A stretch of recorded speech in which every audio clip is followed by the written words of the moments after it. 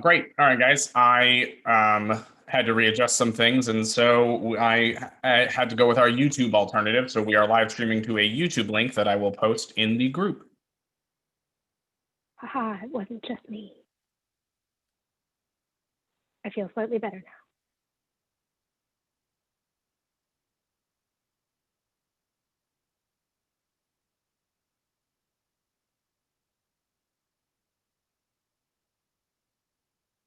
Yep. There we are. Let's get my ear out of the way. Oh, well, good evening, friends, and welcome to Zooming the Movies. We're continuing our Halloween spooktacular tonight with the Disney classic Hocus Pocus. We've got a great cast lined up for you. Be sure to stick around tomorrow night for Cabin in the Woods, hosted by Matt Feely, and Saturday Beetlejuice, hosted by Kevin Pollak. Happy Halloween to you all out there. We know the world is a bit different this year, so grab some candy, grab a blanket, grab some hot cider, and sit back for Disney's Hocus Pocus. Hocus Pocus. A screenplay by Neil Cuthbert, based on a story by David Kirshner, and a screenplay by Mick Garris, and a screenplay by James Douglas Cox. Salem Village. We look down on the village nestled in the valley below. Simple wood frame houses, smoking chimneys, lighted windows. The night is chilly, thick, spooky. The dogs of the village bark and howl, upset by something they understand, even if we don't. Salem, Massachusetts, 1692. Under a full moon, a spooky-looking high-eaved little house glowers down at the village from atop of a hill. Smoke rises out of its chimney, twisting and turning in a very unnatural fashion. This is no ordinary smoke, and this is no ordinary house. Something moves through the bushes just below the house and follows the source of the motion. Suddenly, the shivering bushes part and two heads appear. They belong to a pair of local farm children, Thackeray and Elijah Binks. Thackeray, 13, is the elder. Elijah, his brother, 10. Both wear homespun, simple clothing. They peer at the house, frightened. They conjure. Look. He points at the chimney smoke, in which shapes of little demons and beasts can be seen forming and unforming in the vapors. Elijah is really scared. Thackeray starts crawling toward the house. Thackeray! But he follows him. And we follow the two children as they crawl through the bramble-filled yard towards the lighted window of the spooky-looking house. They reach the window and peer in. The main room of the house is lit only by the fire in the broad hearth and candles placed in a circle around the room. The cauldron boils on the fire as the three Sanderson sisters, Winifred, Mary, and Sarah, stand around. Very old and dressed in the heavy black woolen clothing of the era, they look exactly like they are witches. Winifred is the eldest and by far the most powerful. Once beautiful, her beauty has been corrupted by evil. Her fingers have grown talons, her teeth have sharpened, but she's still vain, and she hates children for her youth and their prettiness. Winifred has a nasty temper. When she gets really angry, her hair stands on end, and she possesses an ability to discharge jolts of electrical energy. Winifred has a great skill with potions and spells. She's a very dangerous witch. Mary, the middle sister, is obese and gluttonous. Obsessed with food, she possesses the outward manner of a sweet-as sugar kindly aunt. Mary loves little children. She loves them because she loves to eat them. Mary's sense of smell is incredibly keen. She can follow the scent of a child like a bloodhound. Sarah, the youngest, is the idiot sister. She's also beautiful and sexy. She likes to torture things, small animals, children, you name it. Any suggestion of cruelty to somebody else sends her into a fit of idiotic cackling laughter, while any fear for herself sends her into a fit of terrified screaming. She's a mess. Children watch as Winifred read from the recipe in her ancient spellbook. Oil of boil in a dead man's stew.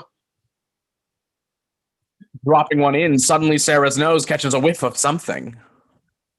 I smell children. Thackeray and Elijah duck for cover as Sarah, Winifred, and Mary step up to the window and gaze out. Thackeray and Elijah hide right below the window, motionless, as Sarah sniffs and Winifred's evil eyes scan the darkness for their favorite prey, children. A ghostly white form can be seen approaching through the darkness. Sisters, we've a guest is here. The witches share an evil laugh of pleasure and move back into the room. The kids are terrified as the white form approaches and becomes identifiable as a little girl dressed in a long white nightshirt. 'Tis our sister, Emily. The little girl's eyes are closed. She walks in her sleep. Emily! Emily! She walked right past them and into the house. She is bewitched. Run to town. Fetch the elders. But Go, Elijah. Run like the wind. Elijah crawls away, then gets to his feet and sprints down the hill towards the village. Moments later, Emily sits on a stool next to the bubbling cauldron. Winifred continues reading from her spell book. Finally, when 'tis nearly done, add a bit of thy own tongue. Winifred bites her own tongue, then spits into the cauldron. It bubbles up, changing to a dark, sickly purple color and giving off a menacing curl of vapor. 'Tis ready for tasting. Mary is about to take a taste, but Winifred gives her a painful hand, knocking her away from it. She dips a spoon into the potion, then holds the steaming spoon out to Emily. One drop of this and her life will be mine. The witches cackle. The entranced little girl opens her mouth wide as Winifred leans in with the spoon, but suddenly the door to the house flies open and Thackeray races in. Oh, boy!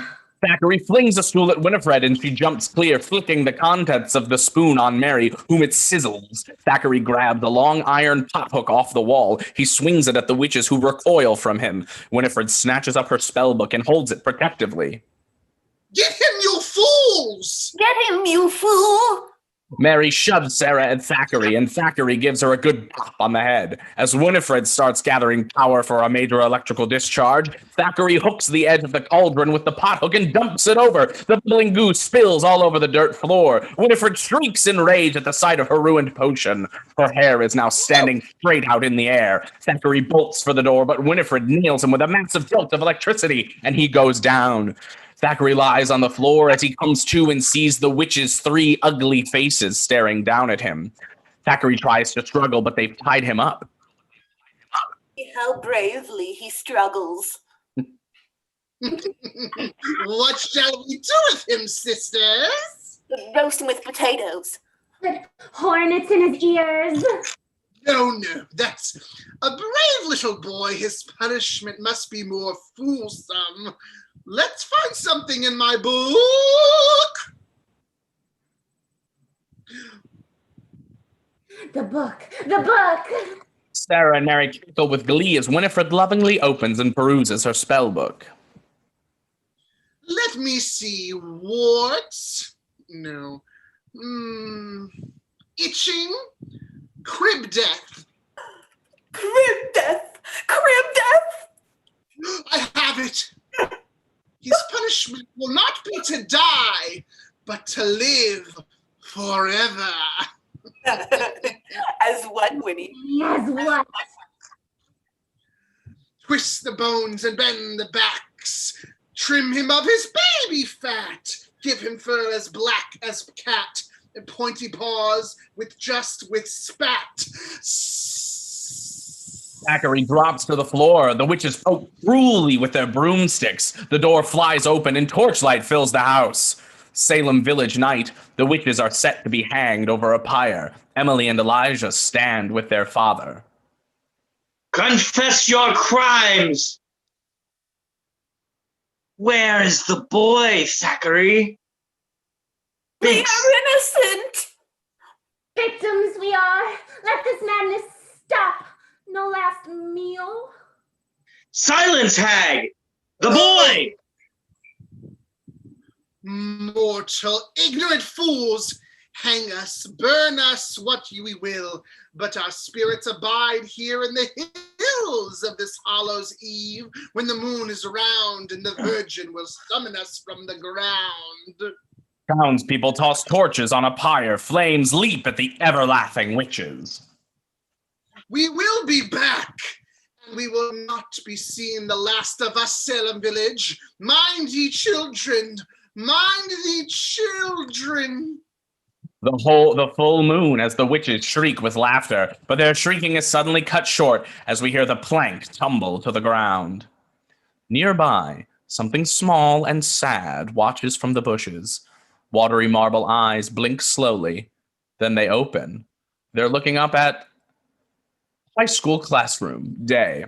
Among the students in the classroom are Allison Williamson, 15 and the prettiest girl in town, and Ben and Alan, 14, town's geeky outcasts. A witch-like face. Could anyone explain for us how the cultural significance of Halloween and our own local history might perhaps share some common ground? A tarantula secretly crawls among the feet of the students. It crawls towards Allison's feet. Ben knows about it, so Alan diverts the class. Yes, Mr. Shotsnick? Thank you. Halloween, or more properly, All Hallows Eve, in medieval times was a holy evening. It took place on October 31st, the eve of All Saints' Day, when the souls of the dead rose and walked the earth again. Which is exactly what Salem's own most diabolical ancestors vowed to do on this very night. The Sanderson sisters, before being hanged by a town full of most righteous and, if you ask me, most improperly dumped on witch hunters, swore they'd come back to avenge themselves on Salem's children. Well, that'd be us. There are those to this day, Mrs. Corwin, and myself included, who believe that every Halloween night, a black cat still guards the old Sanderson house, warning off anyone who might bring the witches back from the grave!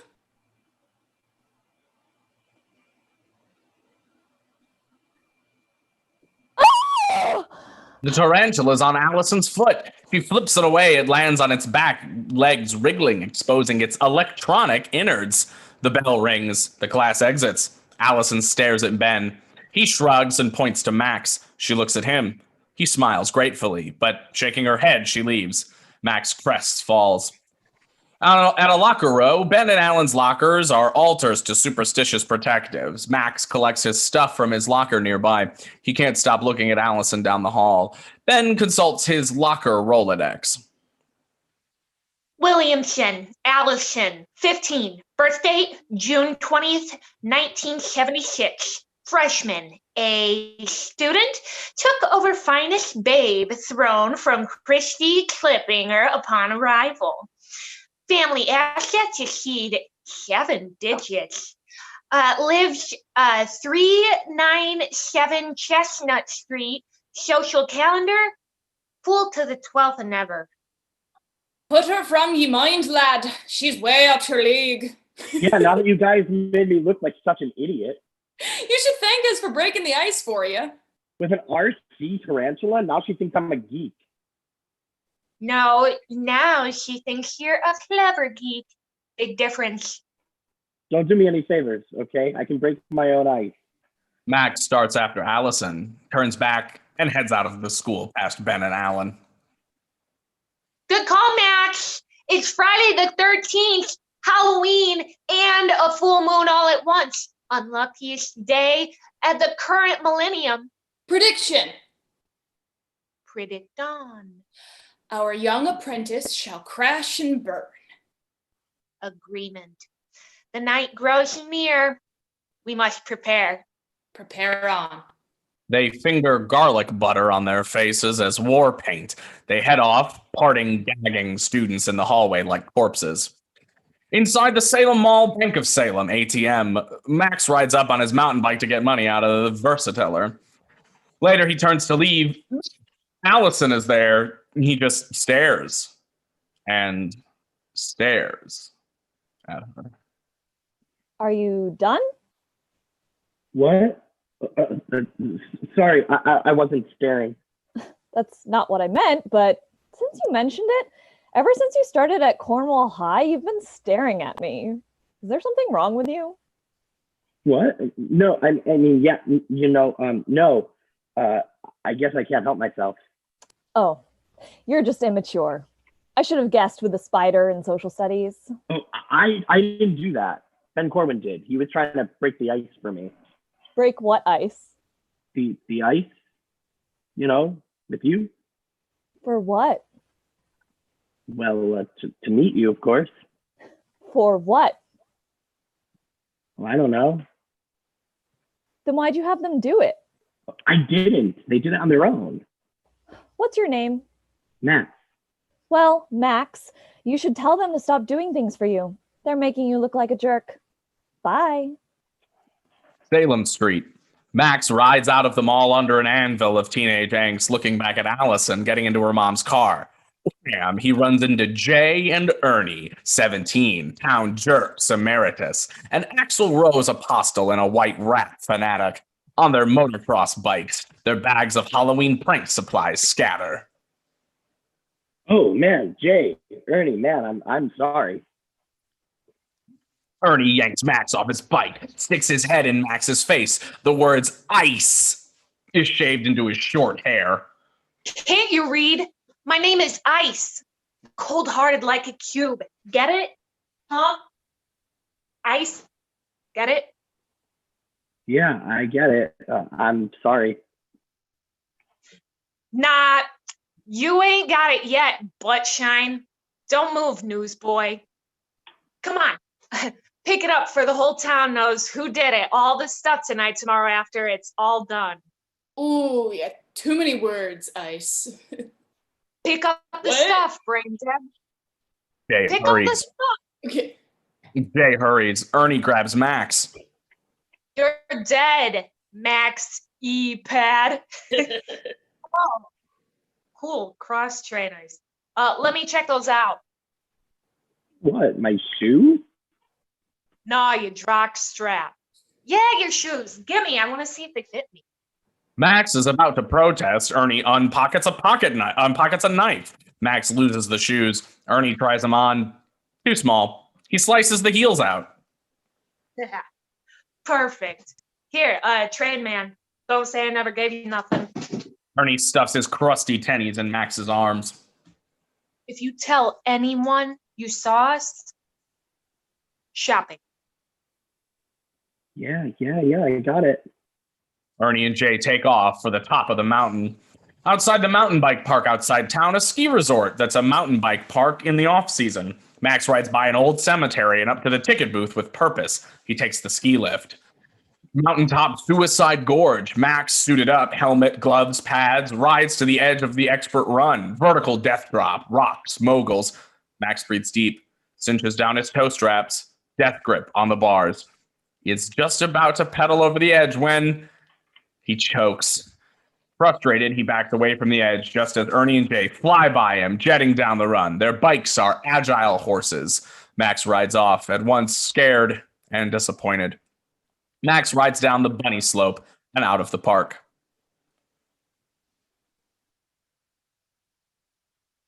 Well, maybe next time. It's always the next time. Outside Max's house, he rides up his walkway. In the kitchen, Hey, champ. Hi, sweet potato pie. Mom, Dad, How was school? bad grades, cutting class, no friends. Basically, it sucked. Hey, language. Max, what happened to your shoes? That new industrial fungus thing. You guys going trick-or-treating? There's a Salem Professionals Halloween dance at the town hall. We'll be out late, so look after your sister, Max, okay? What if I've got a date? I mean, I don't, but if I did? Then we'd cross that bridge if we came to it. She's your responsibility for the night, Max. Understand? Yeah, I think it stinks, but I understand. We've all got our crosses to bear, Max. You should be thankful you have a sister to share the best things in life with. You'd feel pretty bad if you didn't. 7 years old, Mom. I'm in high school. Which makes you the mature one. Max grabs a Coke from the fridge and heads upstairs. In his bedroom, the woodshop project, Skull and Bones, reads Max only. In Max's basement room, he rifles through CDs. Oh no, Neil Diamond. Oh yes, Solitary Man. As the Lycramoth's lyrics lit through his private teenage cave, Bud Light Babe posters, etc., Max goes eye to adversarial eye with a poster of his big-time hero. Oh man, that's me. That is me. That's so true, Neil.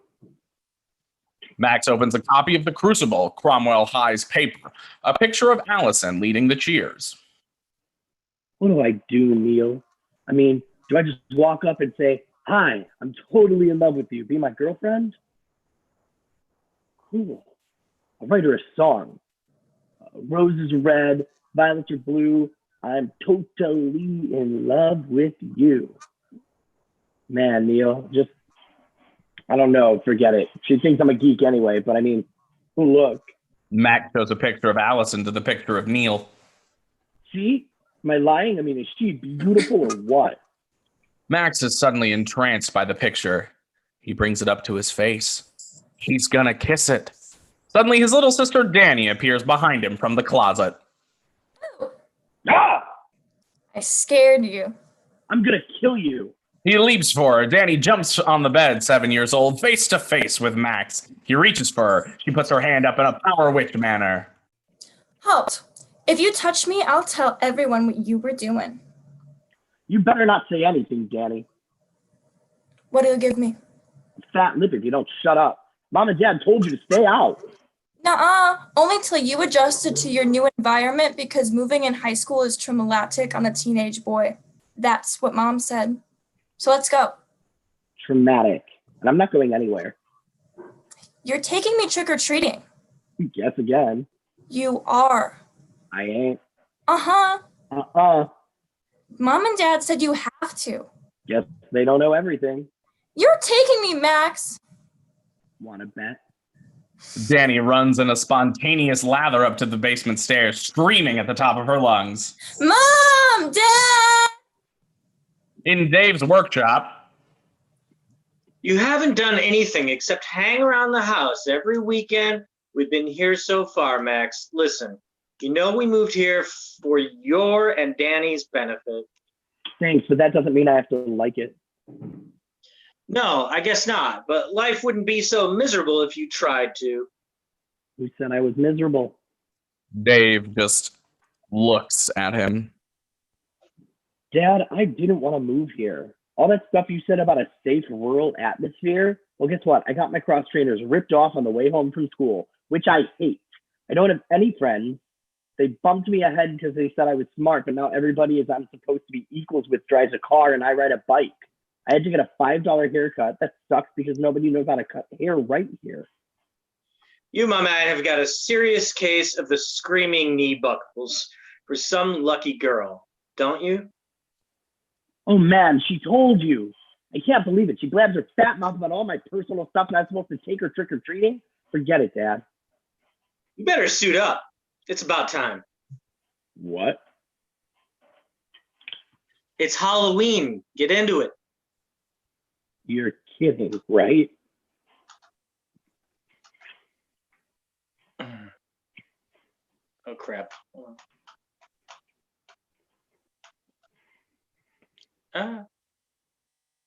Serious as a tax audit, Max, because if you don't, or if you foul up in any way, you can forget about getting your driver's permit. This year, listen, Max, it's her big night, and you're going to make sure, as her big brother, that she has a great time. Understand? Yeah, I understand. I think it sucks, but I understand it. Life isn't fair. Shit. Sorry. Ah! Lost it completely.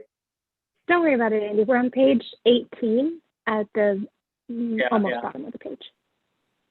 My computer's arguing with me. The joys of live streaming.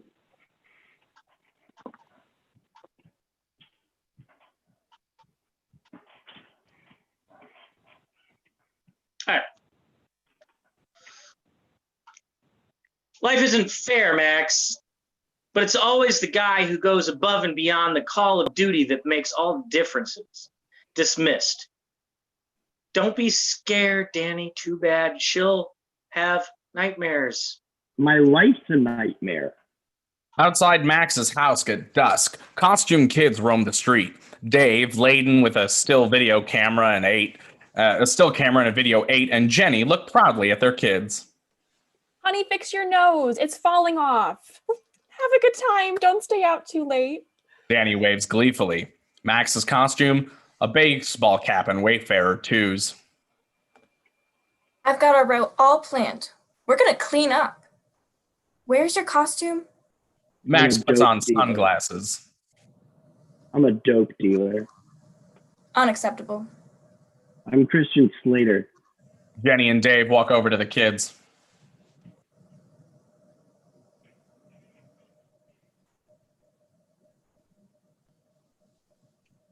Dave.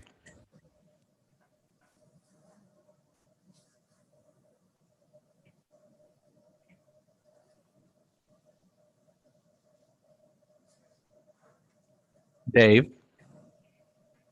What are you supposed to be anyway? I'm a baseball player. Let's go. Look your mitt. Don't push me, Danny. Kids, wait up. He's got the cameras. Crap, pump it. Max and Danny bolt away under a full moon. Below it, on a nearby hill, the Sanderson house.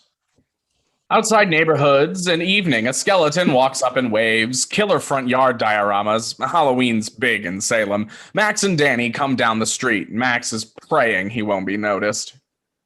If you'd worn a real costume, nobody'd know who you were. Just hurry up. Danny rings a doorbell. The devil answers. Red light and goofy smoke issue out. Max yawns. Danny freaks and ducks behind him. Save yourselves. Abandon all hope.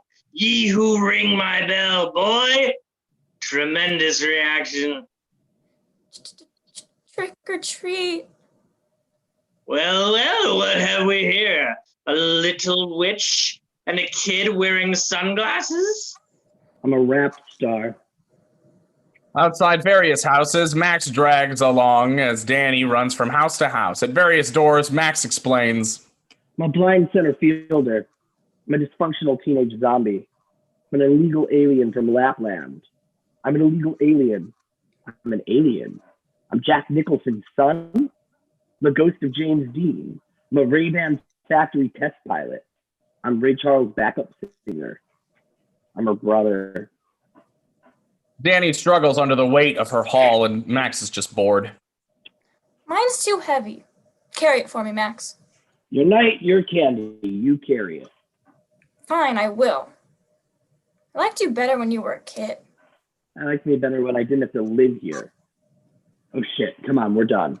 There's more houses. But Danny ignores him and keeps right on walking towards Jay and Ernie, who ride their BMX bikes up, blocking her way. Ding, ding, ding, ding.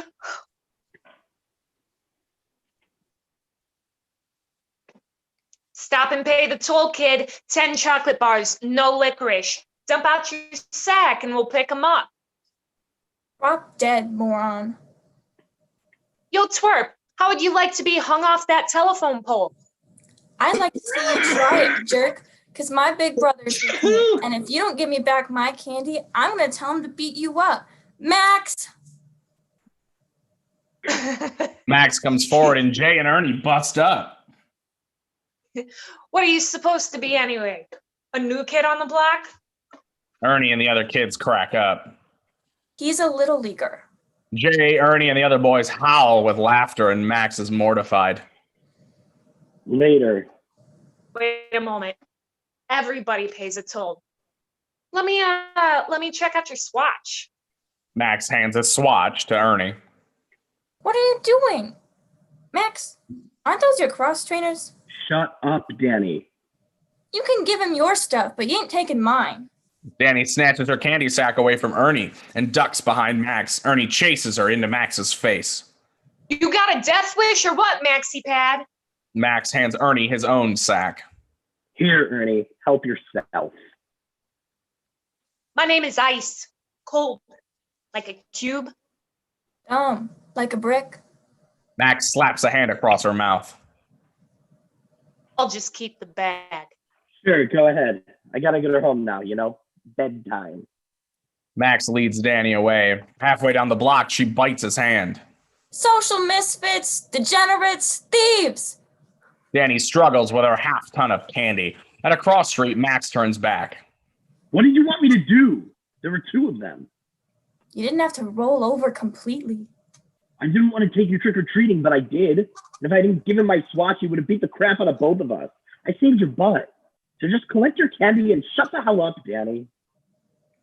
I'm telling Mom and Dad that you ruined my Halloween. Go ahead, see if I care. You don't care about anything anymore. I got nothing to care about. Danny sits on the curb, bawling. Max sits with her. Sorry. You're just scared Dad won't sign your driver's hermit. Hermit. Doesn't matter anyway. I'm not going anywhere. How come you don't have any friends yet, Max? I got lots so far.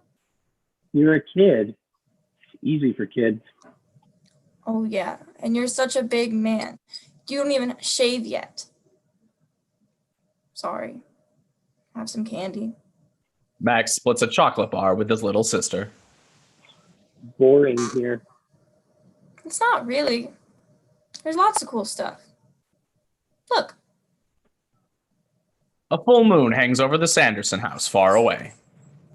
I think full moons are good luck. Come on, I'll take you home. Max notices the street sign under which they've been sitting. Chestnut Street. Over to this street, and then we'll go home.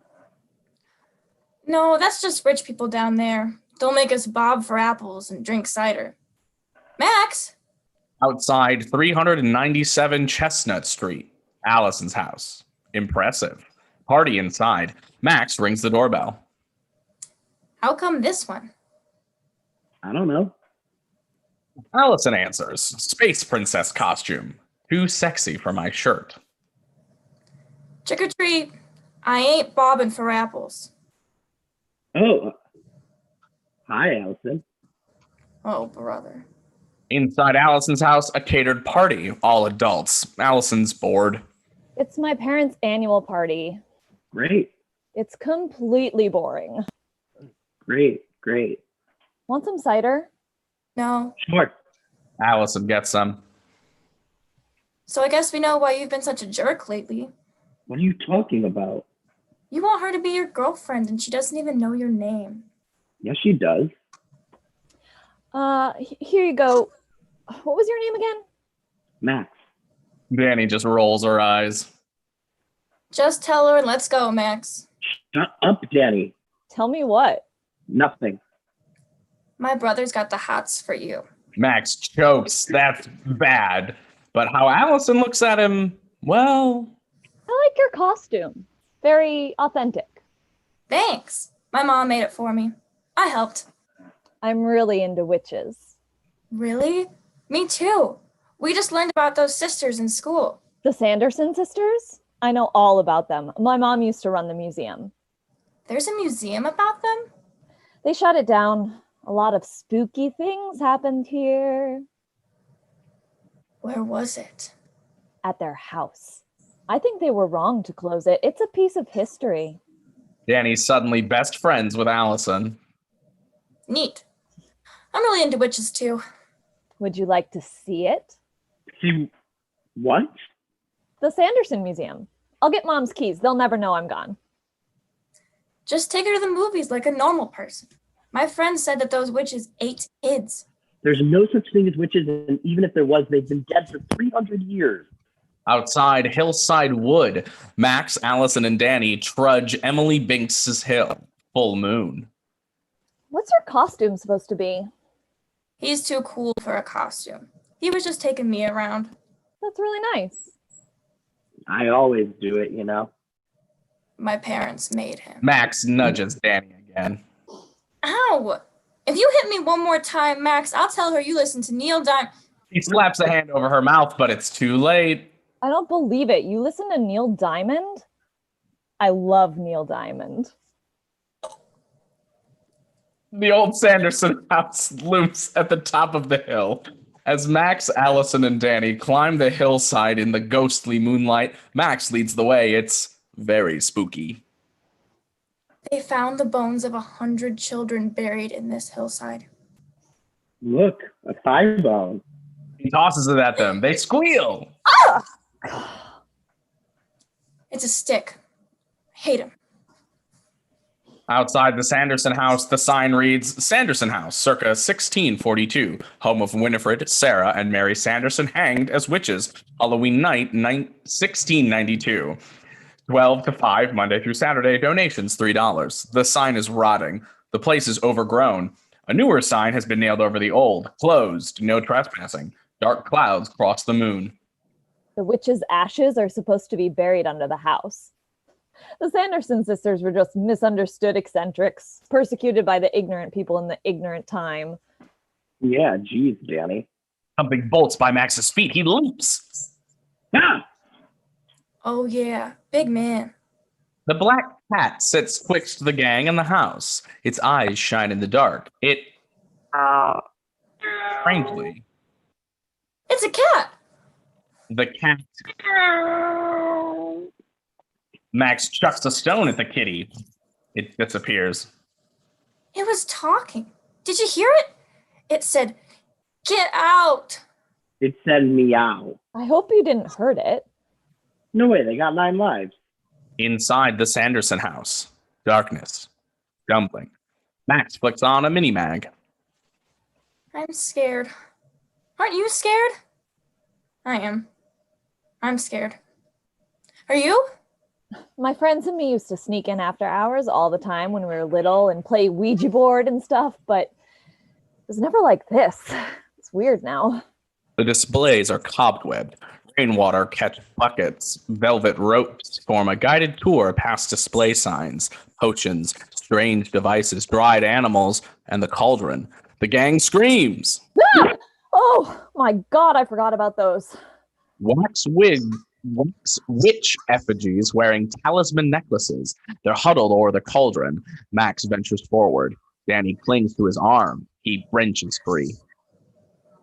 Spellbook of Winifred Sanderson, given to her by the devil himself. Bound in human skin, it contains the recipes for spells of destruction and life. Human skin, right. Unless you believe in this stuff, it seems goofy. Max feels his oats here. He ain't afraid of nothing. Definitely. Check this out. The black candle display. A box of old matches nearby.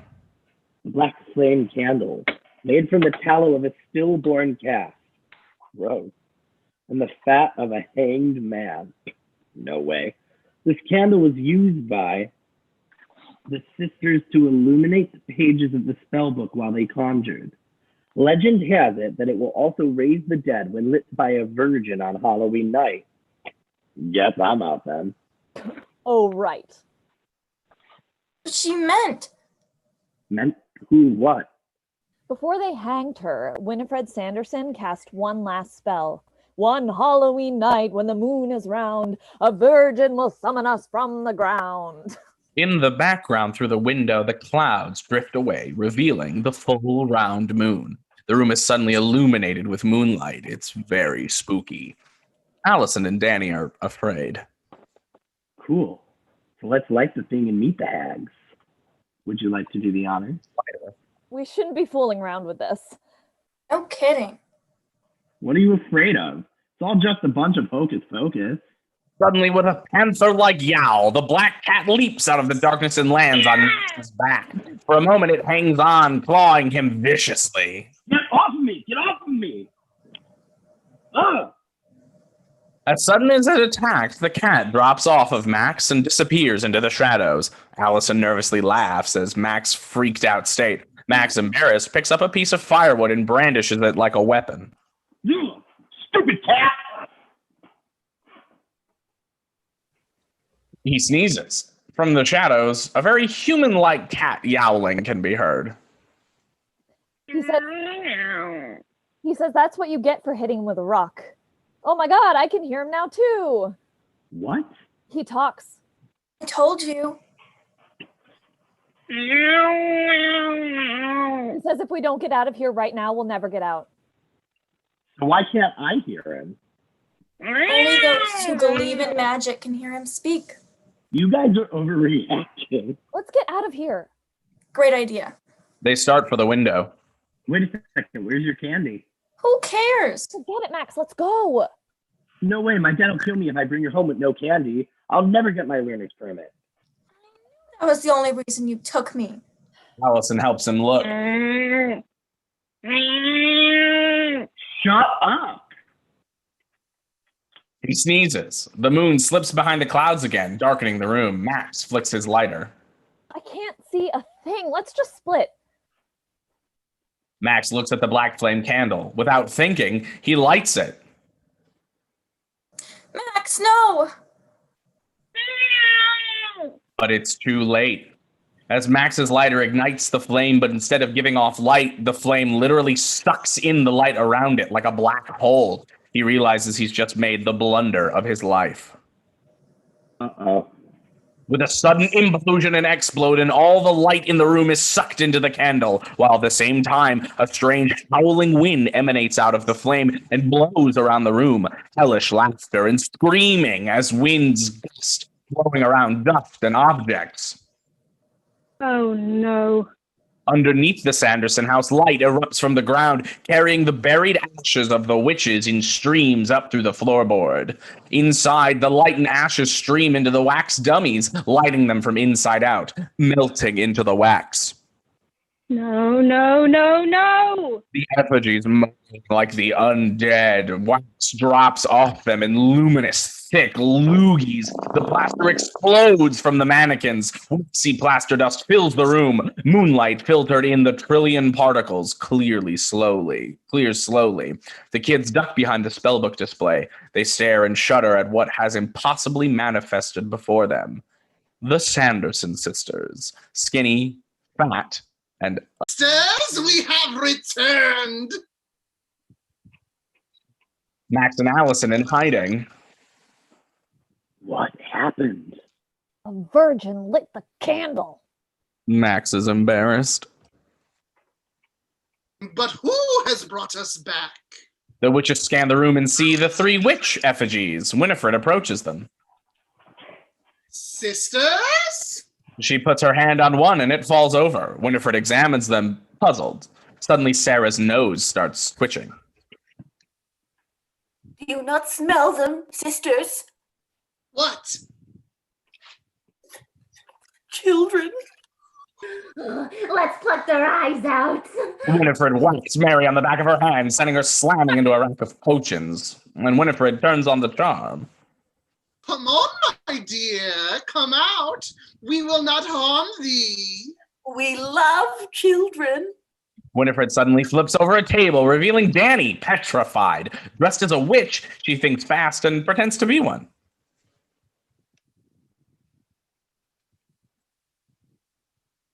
You're muted, love. Greetings, sisters. Greetings, little one. It was I who brought you back.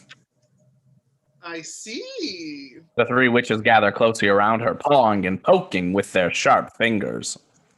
Such a pretty little child. Pretty fingers, pretty eyeballs. And she's so well fed. Tell me, my sweet, what is the day? October 31st.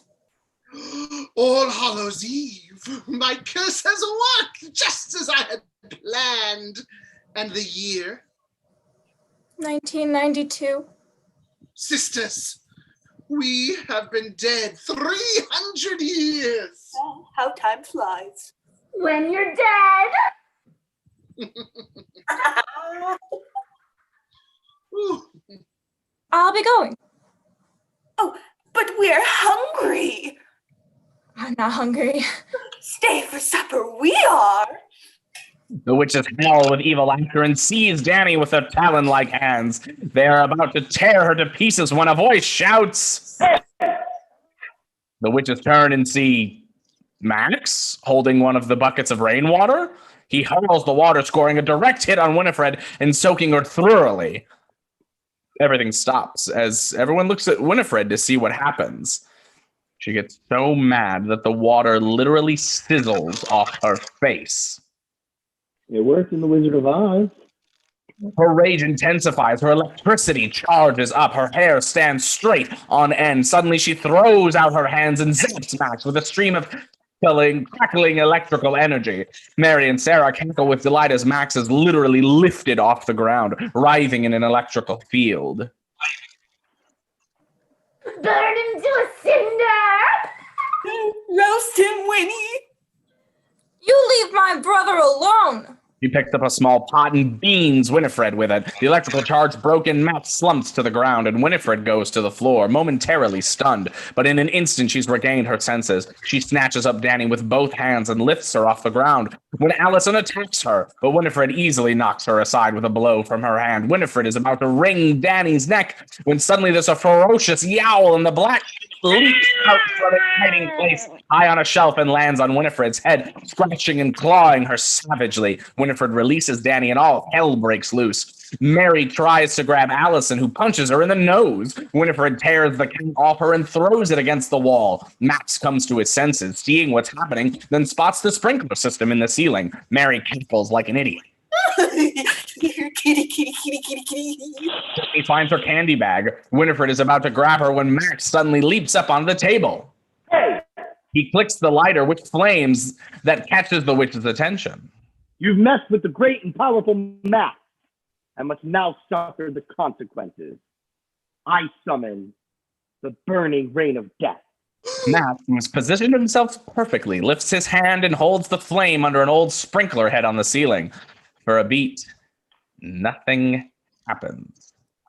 And then the old fire alarm bell starts sounding, and all the sprinkler heads on the ceiling start gushing water. The witches scream in horror as they imagine they're about to die an agonizing death. While the kids scramble to escape, the black cat, who is, of course, Thackeray Binks, leaps onto Max's shoulder, putting his face right up to Max's. 300 years have turned Binks into a tough, very worldly cat. Get the spell book. Max instinctively reaches to pry the cat off. Binks bites his hand. Oh God, you talk. I do lots of other things, too. Now listen to me, boy. Get that book or there'll be hell to pay. It's paralyzed. A quick paw shot across Max's cheeks.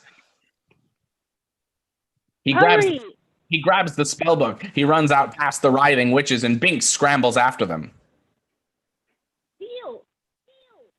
Outside,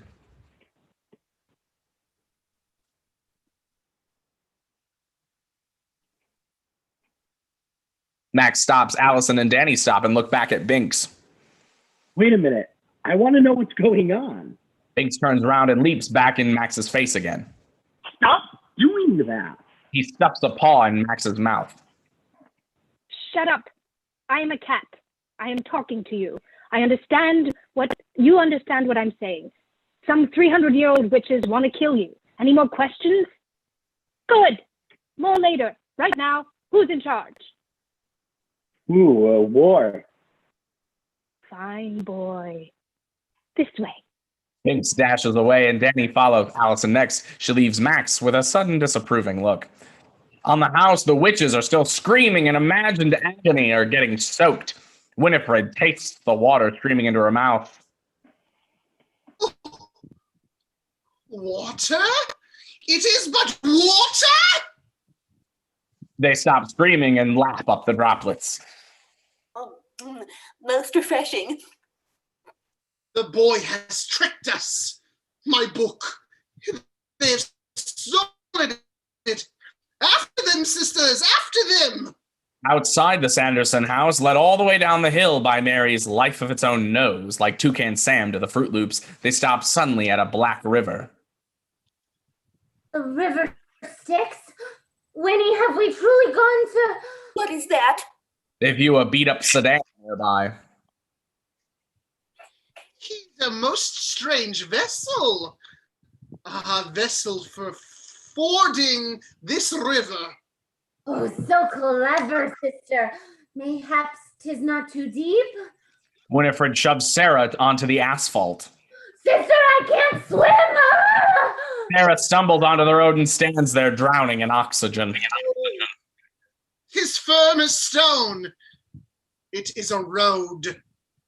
Oh, Yes, like stone. 'Tis firm like stone. a little road. It's got stone. Huge headlights cut out of the darkness. They barrel straight for Sarah and Mary. Ah, dragon! They leap for the bushes and hide there, watching as fire trucks speed by, sirens blaring. It stops at the Sanderson house.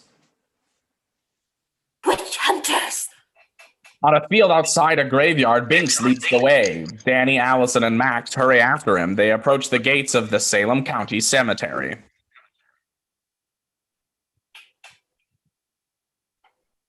That computer is frozen. Yeah, it says the host has stopped my video. There we go. This is a graveyard. Brilliant. Someone told you.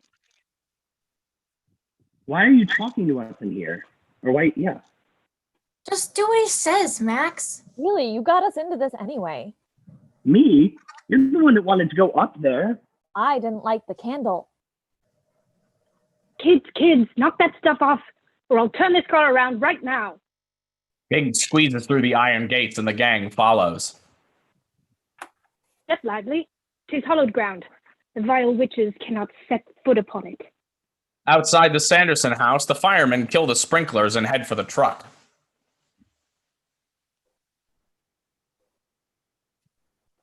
Kids again. Man, I hate Halloween. I hate Halloween. The fire truck rumbles away as the witches emerge from the bushes. Crimson vessel of witch hunter sisters, did ye see the tools of torture? A witch is blinded first, then crushed neath the rollers, hanged by the nooses, and tortured with the axe of confession.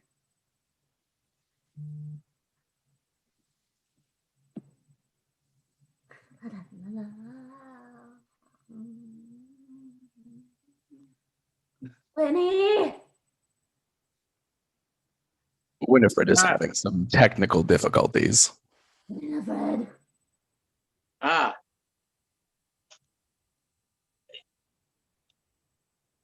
Lindsay, do you want us to just hold for Muffy?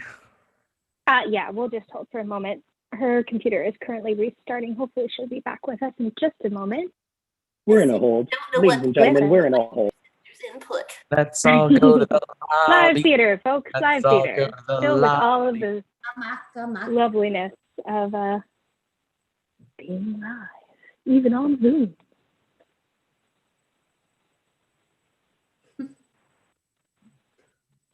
Tonight's reading is brought to you by Sand. It's everywhere. Get used to it. Honestly, I just wanted to watch Sarah eat her hair for 5 minutes. Ooh, I'd like to eat a child for 5 minutes. Ooh, Sister, tell me, what was the most delicious child you ever smelled? Their name was Sue. Sue rhymes. It tasted like stew. She tasted like stew. Sue, Sue, Sue, stew. Sue was stew. Sue was stew. La la la la la la la. This is where we are, sister. Oh, that's beautiful. Miss the olden days. This is wig appreciation moment. No, if only we had Winnie here to appreciate it with Winnie. us. How can we proceed without her? We are lost. Oh, Winnie. I'm never going to smell anything again without Winnie. Where that little hedgehog went that I was torturing. Oh, I might have barbecued him. That's all right. I have a backup.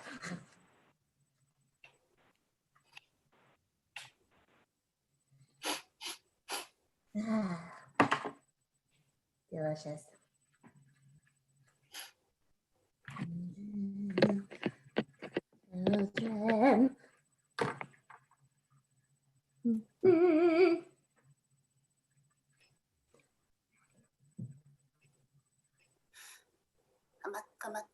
muck. Just take a nap in my hair. Good night.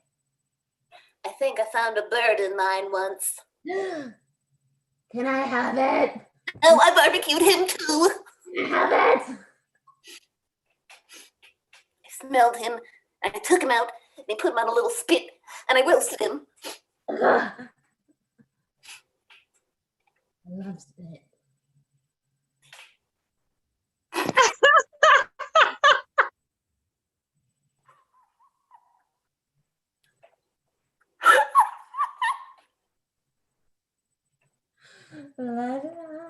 Oh, sister, never leave me. Never. We will sail the river Styx together, sister. 300 more years. To the Black River. This is what I would look like with a beard. Sister, do you remember that one time you stole our sister Winnie's boyfriend? I do. Oh, she's here. All right, sisters, let's take it back from, we're on page 42 from The Fire Truck Rumbles Away. Here we go. The fire truck rumbles away as the witches emerge from the bushes. Crimson vessel of witch hunters, sisters. Did you see the tools of torture? A witch is blinded first, then crushes neath the rollers, hanged by the nooses, and tortured with the axe of confession. Aye, 'tis a different world. Hurry, we must get back to the book. Snatches a burly wooden beetle off the house and eats it. What book, sister? My spell book. Why, sister? Pray tell. I needed to perform a spell. What spell, sister? Sisters, consider thy arms. They do. Winifred digs a finger into hers. She gets wax. Sarah gets wax. Mary hurts herself. Oh, are we not flesh, sister? 'Tis only thy girthy witch slows thy fate. Oh. But I don't want to be a dummy, Winnie. Little help for that, sister. I feel the hourglass is pouring. See too how we move about now. We do not walk as flesh, we float as spirits, neither alive nor dead. We must get the spell book and conjure our lives this night. Come, the hours are numbered. Winifred spins grandly, her witch togs twirling, heads for the house. The dunces follow. And we are dead by dawn. The kids follow Binks through the graveyard, past Tombstone. A skeleton wielding a scythe appears from nowhere. They scream! Just a sculpted grave marker. Binks leaps atop it. William Butcher, murderer, thief, drunkard. Versatile guy he was, Billy the Butcher. Oh, right, like you knew him. Like, totally. I knew him. That's right, Junior. I did. I knew Napoleon B., Mark Twain, Thomas Edison, David Crockett, Chuck Lindbergh, Babe Ruth, Walt Disney, too. Really? Really. I knew Billy before and after he was strung up. The witches stole his body from the gallows and brought him back to life to raise a little hell, if you know what I mean. To keep their secrets, they cut out his tongue and sewed his mouth shut with a dull needle. Now you know what you're dealing with. Saint Elizabeth Montgomery. There. Now, since I've got your attention, boys and girls, let me just say that we are in one grave situation. Sorry, I couldn't help myself. Are you the little boy who was turned into a cat? Yes, I am. Thackeray Binks, at your service. In the Sanderson house, the place is wrecked. Winifred whistles. A classic Quig broom flies to her. Sarah whistles. A modern-type nylon bristle angle broom skitters over to her. When she flies, then, her broom is always out of alignment. She flies at an angle. Mary whistles. A 30-year-old chrome-whaled Electrolux vacuum chugs out of the closet to her and unceremoniously slaps her in the forehead with its chrome handle. With an impressive flurry of cape, Winifred mounts her broom. To the sky! In the skies above Salem, the witches fly across the full moon. They consider Salem village far below. The city lights seem like pyres. Salem village is a changed world. Many witches burning regular now. At the graveyard moments later, Danny and Allison listen intently as Binks tells his tale. Max still peeved. Do you like being a cat a lot? At first, I enjoyed myself. Being a cat was a highly sensuous experience. I slept all day, prowled around at night. My family took me in, and I slept by the fire. Everyone petted me. But then the years stretched on, started to pass. I watched my parents grow old and die, my brothers and sisters, their children and their children. But I was always left behind. Why didn't you kill yourself? Do you think I didn't try? But I always survived. I fell into deep despair. I couldn't die, but I had no reason to live. Then one day I realized immortality was a curse, but it gave me a purpose. The Sanderson sisters had vowed to return from the grave, but I'd always be there to stop them. They'd never harm another child as long as I was there. So for 3 centuries, I've guarded that house on especially Halloween night. When I knew some airhead virgin might light that candle. What are we gonna do? Make sure the hags don't get the spell book. This? Yes, that. The Devil's spell book contains all of Witch Winifred's most powerful and heinous spells. Don't let it out of your sight. And remember this, all of you, it is evil, and only evil can come of it. Is that clear? Good. They did magic at their house. How come they need it? Good point. As near as I can figure, they have minor magic at their beck and call. You know, unseen force, fireballs from the palms, bewitchment, etc., etc. If they get it back, what would they do with it? I only saw them conjure with it once. They cooked a potion that, near as I could ever figure out, they plan to give to the children of Salem Village. For what? I don't know. Well, we're just talking about 3 old ladies versus the 20th century, right? I mean, how bad could it be? Suddenly, an electrical cord drops, dangles from the sky in front of Max, and Binks looks skyward. Bad. Book be mine! The spellbook leaps. Get it! Max intercepts. Allison and Danny take cover, hiding their eyes. Binks leaps on the tombstone. This is hallowed ground. Whisk off, wretched hags. Binks!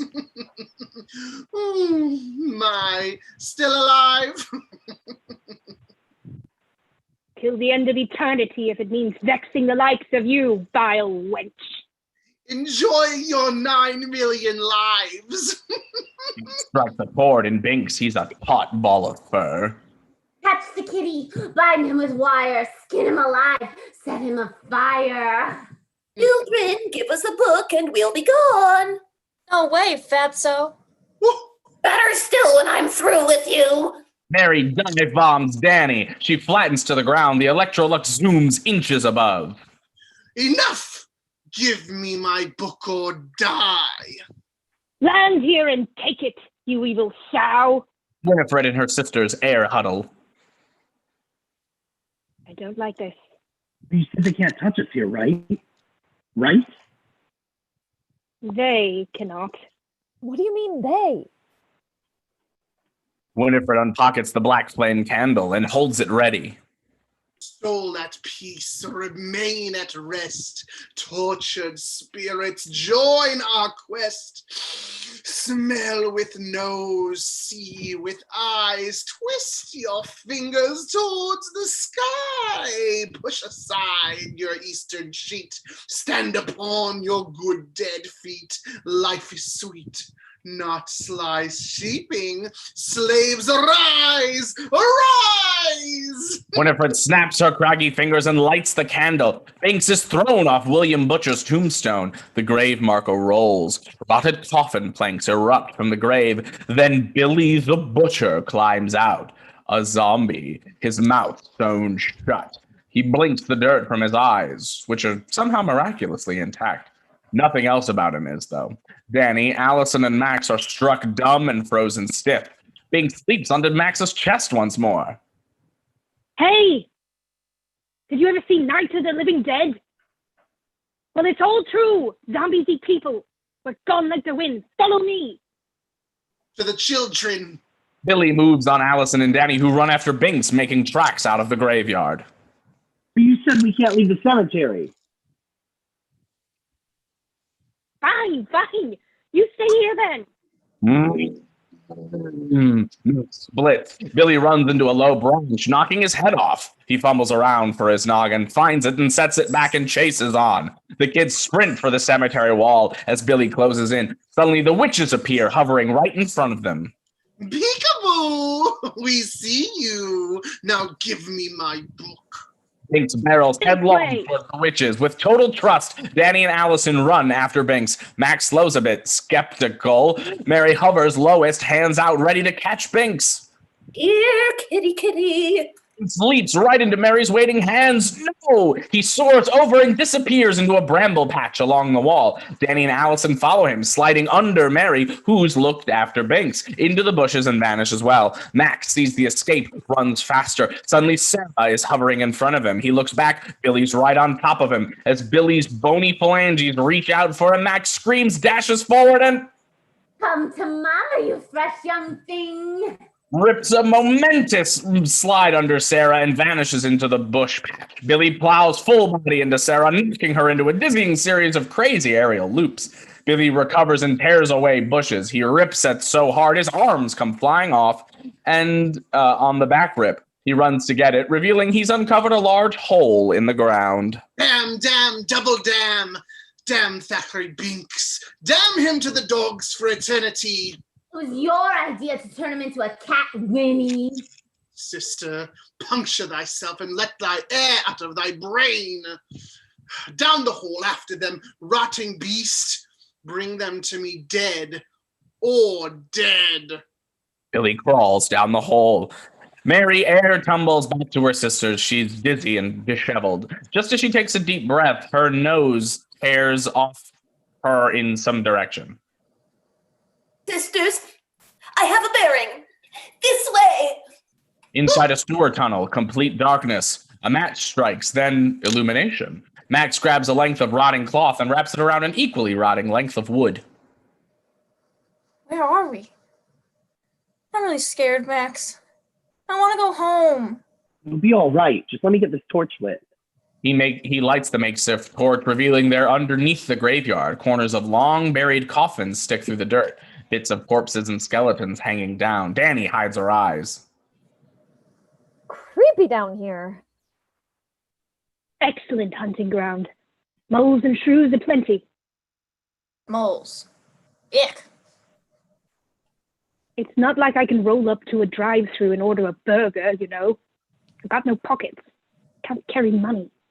Footsteps in the muck down the tunnel. Binks perks an ear.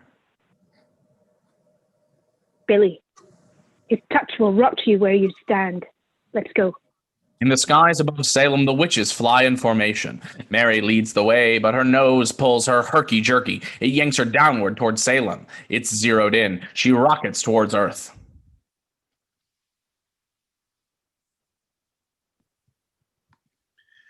They be a million lanterns. The world has grown. I've got him, Winnie. I've got him. On a neighborhood street, Mary the spiraling meteor crash lands like a model rocket in a front lawn. Winifred and Mary land nearby. They stow their brooms and consider the street in horror. My nose never lies. I smell children. Costumed trick-or-treaters everywhere. Hobgoblins. Hunt them. Well, there are children here, I swear it. But where? Everywhere. Ghoulies, ghosties, Jawas run by. Mary shudders. I want to go back to hell. Quiet! I must think. This is very strange. A group of ghouls ring a doorbell. An adult answers. He drops something in the ghouls' upheld bags. Outside Mr. Noonan's house, the witches hold their skirts as bags. Winifred figures out the doorbell and rings it as the door opens.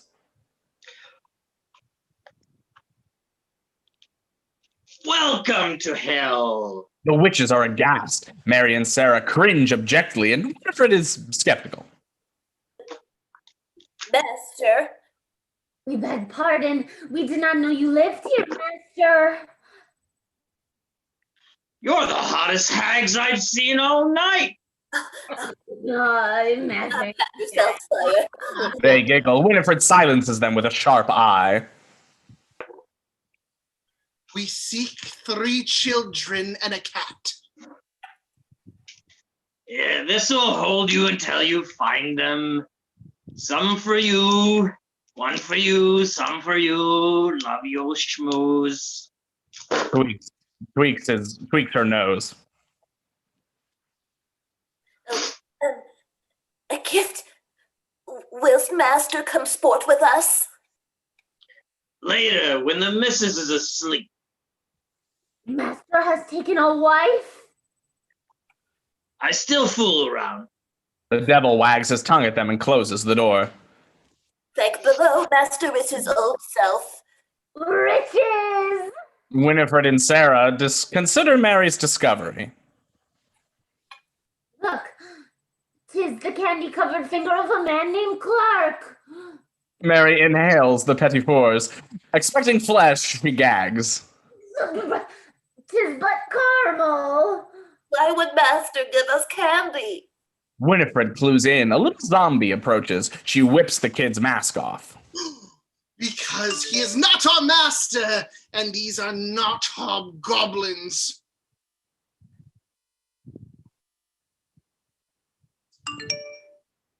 Hey, butthead, lay off my latex.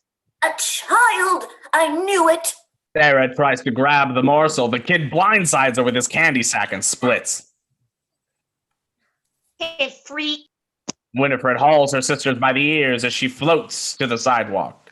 All's Hallows Eve has become a night of frolic where everyone wears costumes and runs amok. See them collecting candies and treats. See how many children now in Salem Village. Sisters, we must brew up a spell at once. Oh, but your spell book, Winnie, I thought... Yes, we need the book, but this is too much to pass by. We can kill 2 crows with a single stone this night, don't you see, sisters? No. Winifred draws them painfully across the street to the brooms, and they mount up. You will, sisters, you will. The book will wait while we gather children. If it's candy they desire, then candy they shall get freely. Winifred gets an itch. More wax. Time grows short. I fear the worst. Lead on, Sister Sarah. Quickly, to the sweets! The witches take to the sky. Inside the sewer tunnel, Binks and the kids call through an offshoot pipe. In Binks's digs, emerging here in Binks's 300-year-old subterranean home.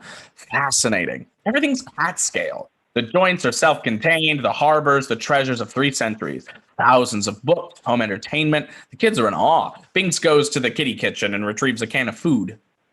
You live here? Be it ever so humble.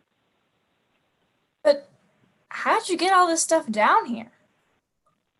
A couple Brit friends of mine helped. Eddie and Winston, bulldogs, work like animals. Would you mind? I can't do it, but it'll take an hour.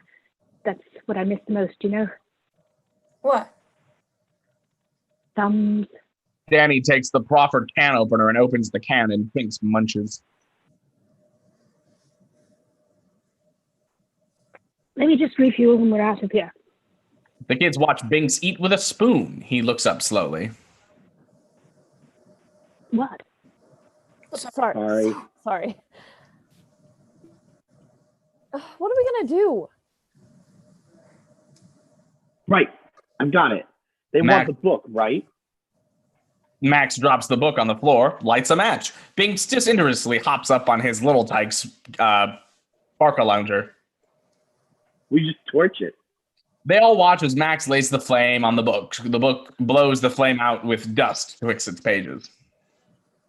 It is protected by magic. The book cannot be destroyed.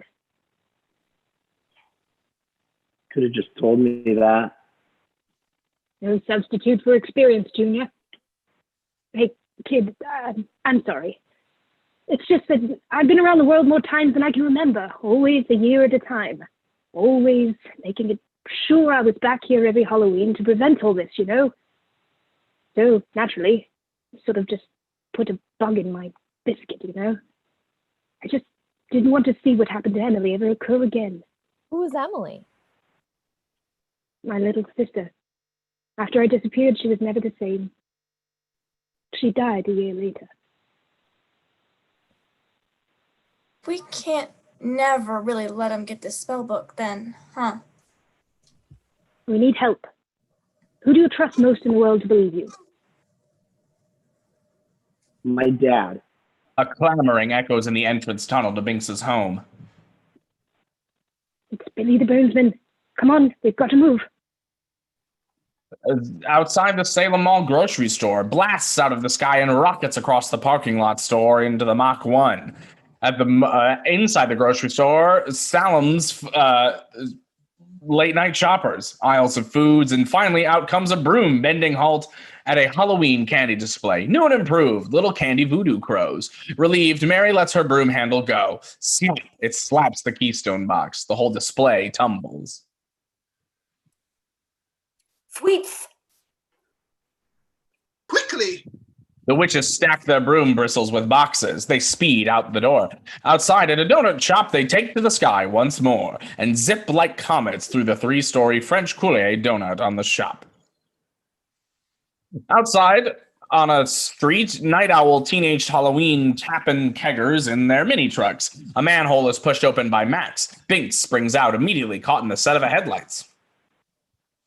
Uh-oh. Max ducks, a loud car horn Dopplers overhead, and a squealing yelp. Then silence. Max, Danny, and Allison climb out. They stand looking down with saddened faces. Danny cries. Allison's hands jump to her mouth, and Max's eyes widen. A stuck plunger pulled off of smooth glass. Allison's hands come down, and Danny stops crying. Max's eyes widen even more, then he springs to his feet, shakes his head like a cartoon character after a good steamrolling. Ugh. I hate it when that happens. But... That car just totally flattened you. It hurt, too. That's impossible. Improbable. Not impossible. Binks leaps atop a newspaper rack. The kids keep their spooked distance. Bink explains under the glow of a street lamp. When the witches cursed me, they gave me 9 million lives. It wasn't until after the first 50, when my family all passed on, that I realized the wretched sisters had really done. I cannot die. Billy the Butcher's fingers lift the manhole cover. A cop's bike roars over it. Billy's fingers snip off and tumble away, and... At the Salem waterfront downtown, the kids are making their way toward the waterfront. All right, okay. Let's get moving. We can't stand in one place like this. Billy the Butcher approaching slowly with those long, scary, dead guy wobbly strides. This is all your fault. What? Don't blame me for everything. I didn't make that guy rise from the dead. Kids? No, but you brought the witches back and they did, so you're responsible. It was your idea to go up to their house in the first place.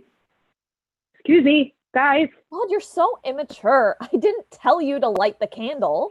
Yes, you did. Boys and girls, we're up to our necks. It was just a dare. You didn't have to do it. If I dared you to jump off a bridge, would you? If you dared me, yeah, I would. You would? You would? Uh-huh. You're crazy. You're impossible. True love. Pink looks back. Billy cometh. Checks the area. They're stuck. Billy's about to grab the kids when Now, a telephone pole erupts from a corner and blindsides Billy, knocking him into the ocean. Alan and Ben appear, shouldering a big wooden cross. They're wolfing candy. Ben, Alan. Maximilian. Maxwell! Thanks, man. We were dead meat. Huh? What are you talking about, man? What do you mean dead meat? For knocking that zombie out with, what is this anyway, this cross? The ultimate fetish. The night grew dark. We grew scared. We built the cross. The most powerful talisman renders all demons powerless. Heavy though. You want it? You gotta get some of this new crow candy. You can't believe how good it is.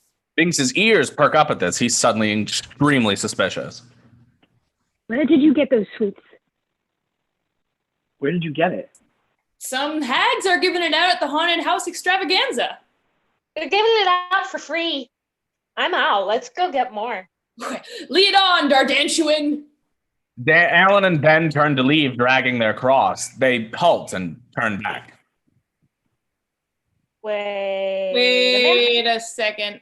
They look twixt Max and Allison. What? We hallucinate. Jinx!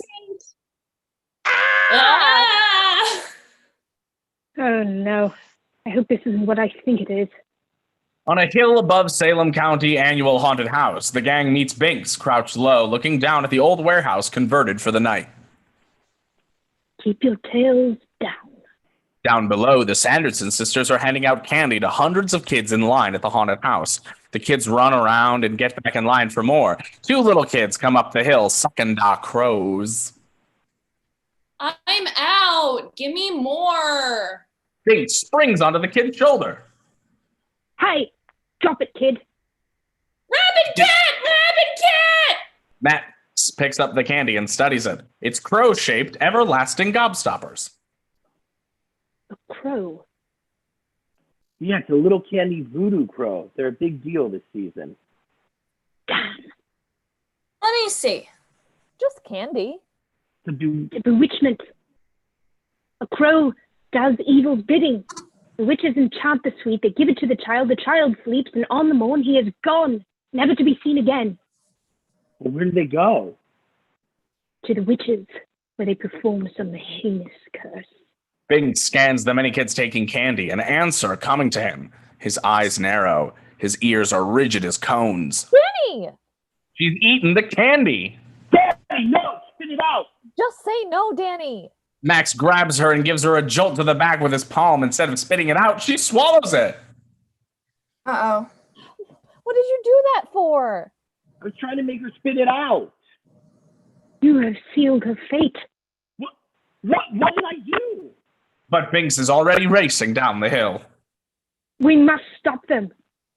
Outside the Salem County annual haunted house, forget the setup. Binks just comes flying out of the shadows and lands square at Winifred's face. He goes to town attacking like a rabid animal. Winifred reels. Halloweeners spread out and watch. They think it's part of the haunted house act. Max, Allison, and Danny collect the scattering candies, stuffing them in Danny's candy bag. Give me all the crows. They're poisoned. Some of the kids obey. Others scramble off, fervently sucking on the candies. Sarah and Mary grab Danny. Sweet, like fresh meat. Guess who's coming to dinner? Allison crowns Sarah with a smiling jack-o'-lantern bucket. Candy corn explodes like a dynamited piñata. Sarah and Mary flail forward. Their sharp teeth pierce the corrugated metal siding off the warehouse. Sparks fly as Denton meets aluminum. They're stunned and stuck. Allison hands the bucket back to the kid she took it from. Thanks. Cool. This is way better than last year. Winifred flings Binks at the wall. He bounces off, hits the ground, rolls, and springs to his feet once more. Winifred's a gruesome sight, but the audience of kids love it. They applaud. She changes, as did Sarah, a hell hag. You'll die 8 million times, each worse than the last. Little kitty with fire blast. Winifred hurls a palm flame at Binks and sets him afire. Max grabs and dunks him in a bobbin for apples tub, putting him out as he sizzles. We can't hold them. Let's get out of here. Allison grabs Danny and the kids split. The haunted house audience applauds. Get up, you fools! After them! After them! To the brooms! Sarah and Mary rouse themselves, their normal selves again, dopey. The brooms fly over, the witches mount up. Winifred considers all the children still munching the little candy voodoo crows. See you all real soon, kids. They're off. In the woods, the gang slows to a walk and Binks stops. When I saw all those kids, all those innocent kids eating the crows, I thought about, I just saw my little Emily and all their faces. Binks wipes his eyes with his paw. They bewitched the children of Salem, and now they need to take their lives. They're going to kill all the kids in town? Yes. The bewitchments bring the children to them. Once there, with the spell book, the witches conjure a potion to drain children's lives. What are we going to do? Just hide the book from them, like, forever? No. With the bewitchments given out, I would say they need to take it back tonight. I don't feel good, Max. The enchantment has begun. To your parents! Hurry! The kids start through the woods. A moment later, overhead, the witches fly slowly, scanning the treetops. I see no children, only birdies and squirrels. That reminds me, Winnie, I'm hungry. Winifred smacks her. Mary spins round and round in the air, clutching her Electrolux horse. My nose does not lie. They are down there. I can smell them. Outside the town hall, the town's annual Halloween party in progress. The place is packed. Adults in elaborate costume hang outside smoking cigarettes and drinking beer. Max, Allison, Danny, and Binks approach at a jog. Inside, Max, Allison, Danny, and Binks stand taking in the noisy, crowded room, which is filled with adults dressed in bizarre costumes. An Elvis zombie dances with a 200-pound geisha. Chris Isaac is playing on the sound system. This is the one night of the year when the adult population of Salem gets to act out their wildest fantasies, and they make the most of it. And I thought cats were weird. They're around here somewhere. Let's split up and find them. Allison and Max go one way, Danny and Binks another. With Max and Allison moving through the crowd, suddenly a pair of white hands clamp around Max's neck. Max and Allison jump, and we reveal a white-faced vampire is in fact Max's dad, costumed as Dracula. Yeah. I am not Dad. I am Dadcula. And who is this charming young blood donor? Dad, Allison, Dad? Typo, my favorite. Dad, something terrible has happened. Your sister? No, she's fine. Dad, I know I'm an incredible wise ass, but I really need you to trust me on this one. Shoot. Danny and Binks move through the crowd with Binks in her arm. She hears somebody call her name, looks up, and sees a heavily made-up woman wearing an absurdly tight dress, a frightful-looking blonde wig, and bright red lipstick. A huge crucifix dangles between two homemade, very pointy, pink cellophane breast projections. Danny is horrified. Mom? Hi. What are you supposed to be? Madonna, obviously. Outside the town hall, the witches, following Mary's nose, approach through the parking lot. The folks outside pay little attention to them, taking them for fellow partygoers. Inside... The Sanderson sisters? Yes. I see. You've got to believe me. I believe you, Max. But why is your nose getting longer? How much candy have you had, honey? I haven't OD'd. This is really happening. I believe you. No, she doesn't. I know. What? I'm talking to the cat. Oh. Uh-oh. The girls are here. Danny looks up and sees the witches entering the hall. Let's share this with your father. But when she looks back, Danny's gone. Danny? The witches split up and move through the crowd looking for the kids. A middle-aged woman costumed as Glinda from The Wizard of Oz approaches Sarah. Oh, you a good witch or a bad witch? Mary glowers at her, then lets out with the biggest, juiciest, smelliest fart in movie history. Miss America, standing directly behind her, passes out, while an Indian chief and Fidel Castro scurry for airspace. Does that answer your question? It's the truth, Mr. Dennison. We swear it, Dad. Swear it to God. Dave starts to believe them. The mayor, dressed as Long John Silver, steps up to the microphone on the podium. A line of contestants in elaborate costumes stand behind him. Har har, shiver me timbers. It be time for our annual costume contest. Har har har har har. Danny moves to the crowd looking for Max. Max.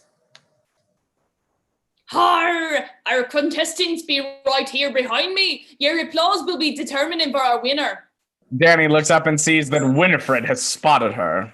So without further ado, let's hear it for Saddam Hussein. As the audience applauds mildly, Winifred gives a sharp whistle. Sarah and Mary spot Danny. The Hunchback of Notre Dame. As the witches close in on her, Danny backs up toward the podium.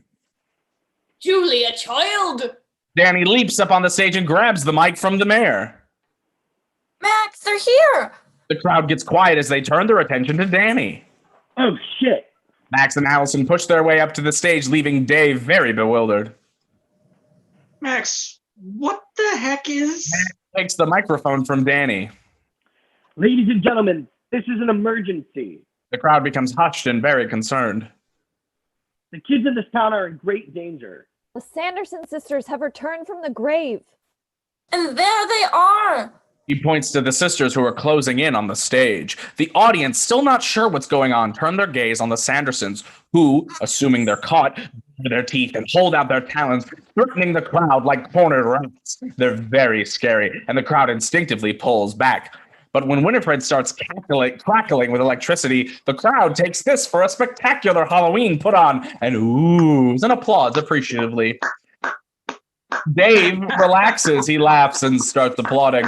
The kids realize no one believes them. Winifred looks at the stage, but the kids and Binks are already gone. She snarls with frustration. But suddenly, with a ferocious roar, Billy rushes up to the stage. There's a beat as the audience stares at him. For that marvelous introduction.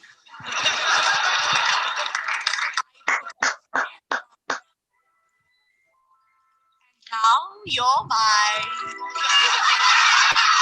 You can stop the things I do. I ain't lying. No! Don't listen to them! In 300 years, right down to the day, now the witch is back, and there's hell to pay.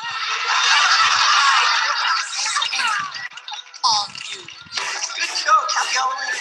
No, man, I'm serious. You gotta get happy at once.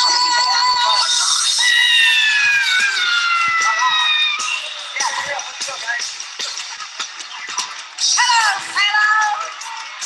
I'm into Winifred. I have put a spell on you, and now you're gone. Someone put a spell on you, and it was strong. Your wretched life have all been cursed because of all the witches working, and the one about put a spell on you, and now you're mine. What's up?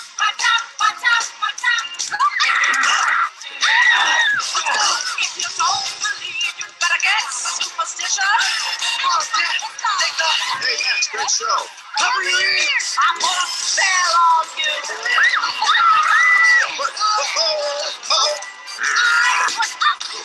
I wish we had a camera. I'll say if you buy up a baby up and down. I'll say if you buy up a baby up and down. It's I'm a story, I'm a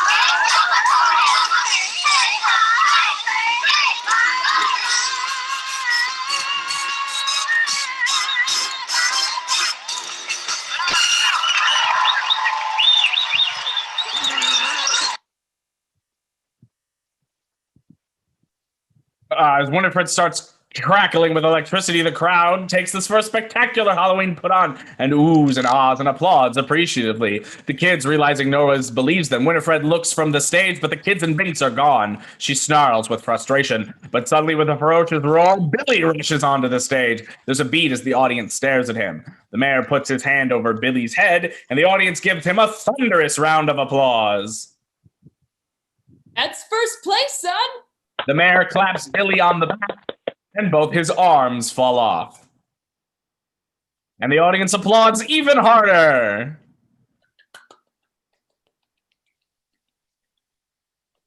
Do we have a couple of creative kids or what? Gosh. On Main Street, Max and Allison, as they run for it, Danny has fallen behind. At the town hall, the witches mount up.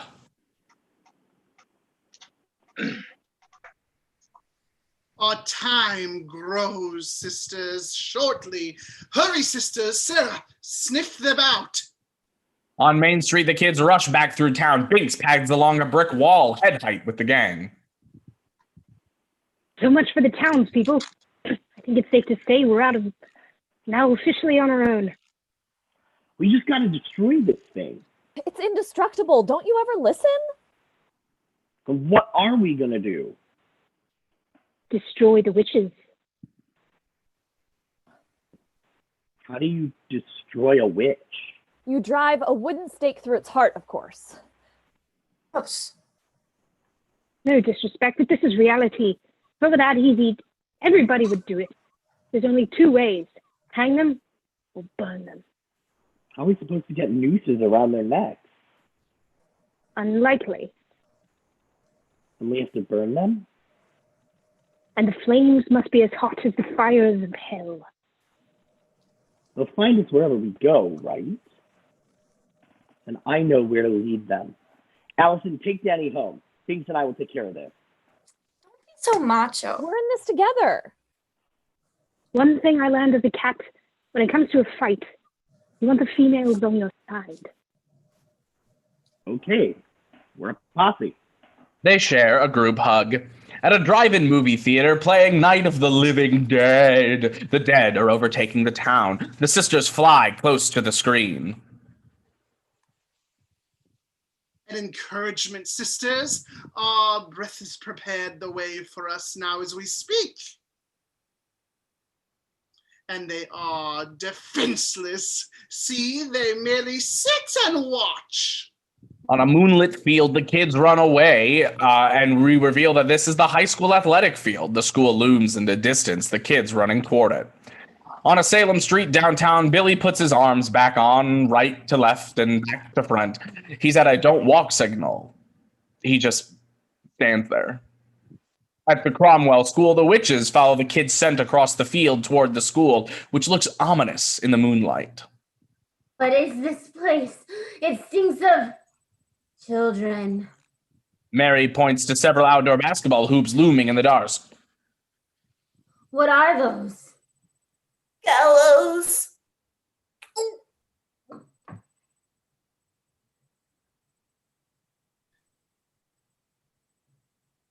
This is a prison for children. Oh, you're right, Winnie. Sarah follows the scent to a window which has been smashed and opened. This is where they entered. I'll wait here. Sarah and Mary share a look, then grab Sarah, shove her shrieking in. In the boys' locker room moments later, the witches creep cautiously past lines of lockers. Look. They open a locker. 'Tis for the little ones. They hang them off these hooks, then they close the door. Oh, these vents let them breathe. In a swimming pool, the witches and Billy move past the doors of school's indoor pool. Oh, 'tis a drowning pool. The victim is forced to walk that plank, then they shove him in. Mary sticks her finger in the water and tastes it. The water has been poisoned. In the weight room, the witches move past the weights and exercise equipment. This must be the torture chamber. See, the victim is strapped to this bench. Then these weights are put on his chest until his bones break. They cackle with delight. Winifred suddenly grabs them both by the throat. Maudling idiots! We must find my book before the sun comes up! We find Binks crouched just outside the door to the gym, listening to the witches. Or we're dust! Binks finds this piece of information curious.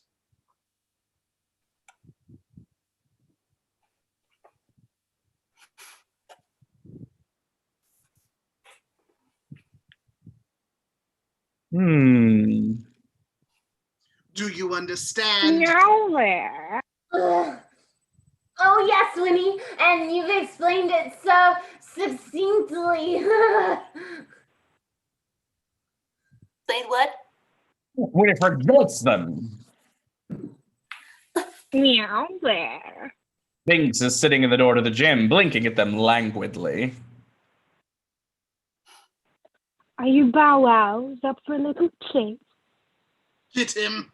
Binks scats as the witches mount their brooms and go flying after him. In the corridor outside the gym, the witches come flying, but Binks is nowhere to be seen. The green school corridor stretches out in several directions, and they're baffled. Where did he go, sisters? Oh.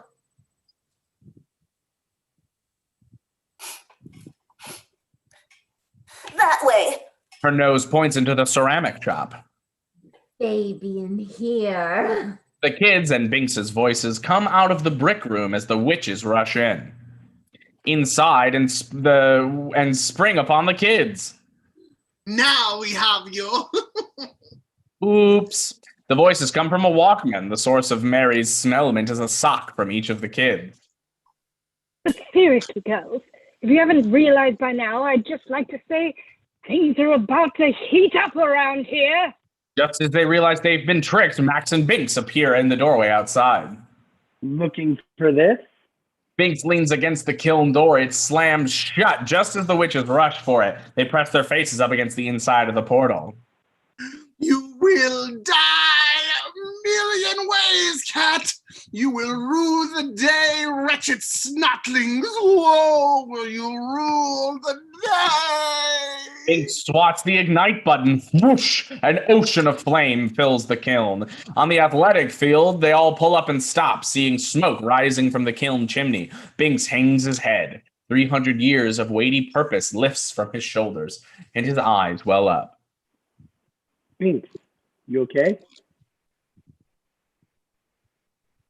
I'm fine. I'm good. It's just finally over. Binks sees the chimney smoke forming 3 sinister shapes. The Sanderson sisters reforming. Binks, what's happening? We just cremated them. I should have guessed. I should have known. I should have known. No, what? What? Cannot die. What? I can't die because they're not alive. They're in transient form on All Hallows Eve. Not alive, not dead. Spirit only. Winifred's curse said they'd come back if the Virgin lit the black flame candles. You did. Back they came. For this night only. They seek the book to conjure a potion of life. Well, what happens if they don't get the book? By morn they perish. Forever. So said Winifred Sanderson. But we cannot destroy them. The witches have reformed fully now, and they plummet. Then we gotta hide. There's no place where Sarah's nose won't follow. Then we gotta throw her off the scent till dawn. On a Salem street, Billy is still here. Walk! Billy strides into the street. Don't walk flashes, and Billy stops in the middle of the street. On another neighborhood street. Getting sleepy, Max. Just stay awake for a little while, Daddy. We're almost there. Where are you taking us? You don't want to know. Oh no. Billy and Ernie are shave creaming a car. They step in front of Max. Ain't it past your bedtime? You're a real witty guy, Ernie. Hey, butt sweep, read my head. The name is Ice. Give me candy. Max gives Danny's bag of candy, and Danny's horrified. Max, these are morons that stole your shoes.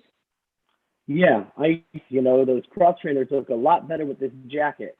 Trade me and I'll throw on my Red Sox cap, my Wayfarers, and this one sock I got left. Max, what are you doing? Initially surprised, Allison smiles and nudges her.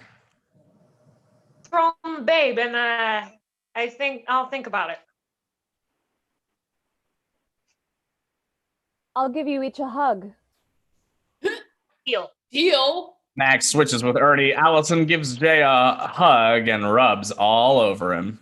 Yo, babe, do it.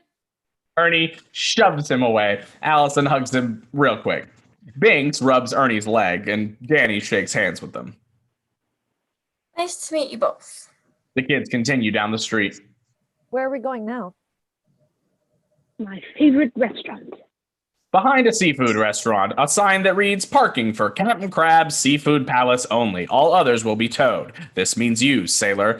The kids, led by Binks, approach a large green dumpster in a corner right behind the restaurant. Fish tails, heads, and bones litter the ground around it. Binks laps his chops, and Danny holds her nose. Delish. You. Two alley cats leap up out of the dumpster. They sit on its rim and lick their paws clean. They've just had a good meal. These are my friends, Halftail and Lovebite. Lovebite and I used to have a thing, but some French Tom wooed her. You know the old story. Last one in is the smelly dog. Do we have to? Think of it as a seafood jacuzzi. Binks plunges in, and the kids follow. Oh, the scrod is fabulous. Lovebite, still licking her paws, hears something and looks up. The shadows of the witches and Billy can be seen approaching, and the murmur of their voices is heard. Lovebite meows a warning.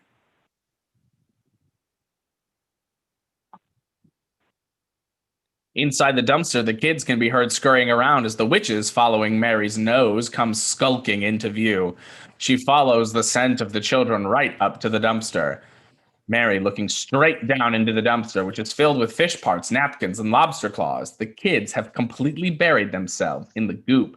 Mary reaches into the dumpster and comes up with a fish head, which she nibbles on. Well, I've lost them. idiots. Then she sees Lovebite and turns instantly charming. Hello, Puss Puss. Lovebite just blinks at her. Tell me, my pretty, would you like? Winifred puts her hand in a magic sack and pulls out a living mouse. A nice mouse. She dangles it by its tail in front of Lovebite, who licks her chops. Mary would like to eat it herself, and Sarah eyes it greedily. She'd like to pull off its legs. Have you seen 3 children and a black cat?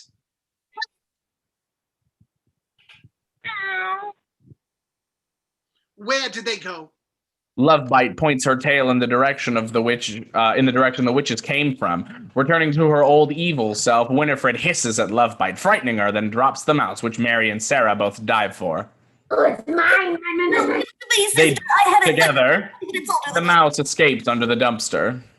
Imbeciles! The children have doubled back. After them! The witches jump on their brooms and fly off. A moment later, the kid's fish-covered head peers over the rim of the dumpster. Binks and Lovebite rubbing against each other affectionately. Thanks, LB. The kids climb out of the dumpster and stand picking fish bones off themselves. Danny is whiny, really miserable, a 7-year-old who needs to go to bed. It worked. Now what? We need a place to hide until the sun comes up. Can't we just go home? Yes. That's exactly where we're going. Are you crazy? But what will you tell your parents? The usual. Nothing. Moments later, the Dennisons' home lit by the moon as the kids and Binks run down the street towards it. We see the full moon, and then to the woodsy area a little later, Jay and Ernie walking down a moonlit path, eating candy from Danny's bag. Hey, wanna go smash some pumpkins? Nah. Okay, want to go look in the window and watch babes undress? Nah. Will you make a suggestion? Yo, I don't feel so good. You ate too much candy, you oinker. Suddenly they look up and see Winifred, Sarah, and Mary straddling their brooms, standing in front of them, blocking their path. Whoa, these are the 3 ugliest babes I've ever seen. Yo, if they were any uglier, I'd need an eyeball transplant. Nice. Naughty boys taste the best. Ooh, hear that? I guess these are all like real witches. Whoa. Jay and Ernie both make a cross with their forefingers and hold it up in front of themselves. They kind of crack up at their own hilariousness.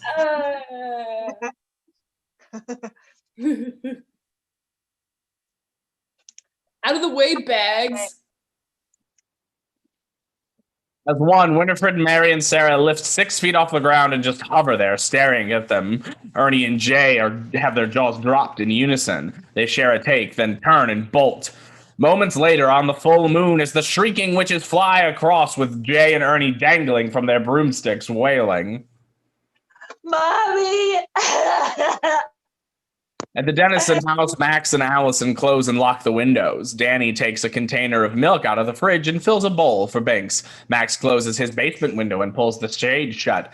Allison seals the cracks with wet paper towels. Max selects his favorite baseball bat as a weapon. In Max's room later, Danny is asleep. Binks is lapping milk up from a bowl. Allison sits staring at Max's room, and Max sits staring at Allison. Now all we have to do is lay low until the sun comes up. You know, Max, you're okay. For an adult person. Thanks. Hey, give me some face. Max leans in and Binks playfully swats him with his paw. Sucker. I hate cats. Yeah, sure. That mood juice hit the spot. Mind if I catch 10 on your pillow? Go for it. Binks crawls up next to Danny. Binks kneads his paws, then curls up on the pillow, and Max pets him.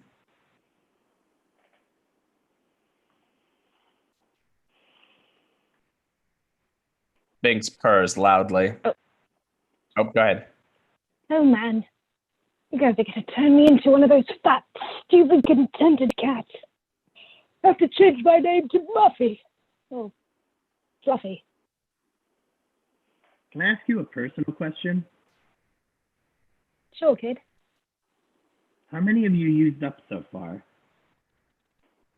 What, lives, you mean? Yeah. Including the Buick back there. And the fire thing. 321. That's all. Even if you try, there's only so many ways to go. Sure would like to, though. See my family again. See Emily. Just sleep. Forever. Max stares at the cat. Binks falls fast asleep, and only his purring resonates in the room.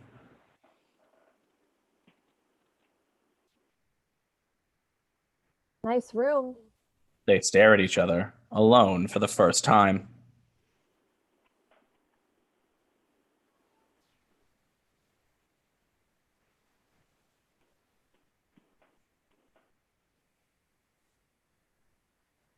Max, you up there? The moment shattered, Max moves to the heating duct grate. Yeah, Dad. Where's Danny? Down here. She's asleep. Oh, good. Thanks for taking her out, son. I know you didn't want it, but you did the right thing. No problem, Dad. And hey, that new girlfriend of yours, hubba hubba, way to go.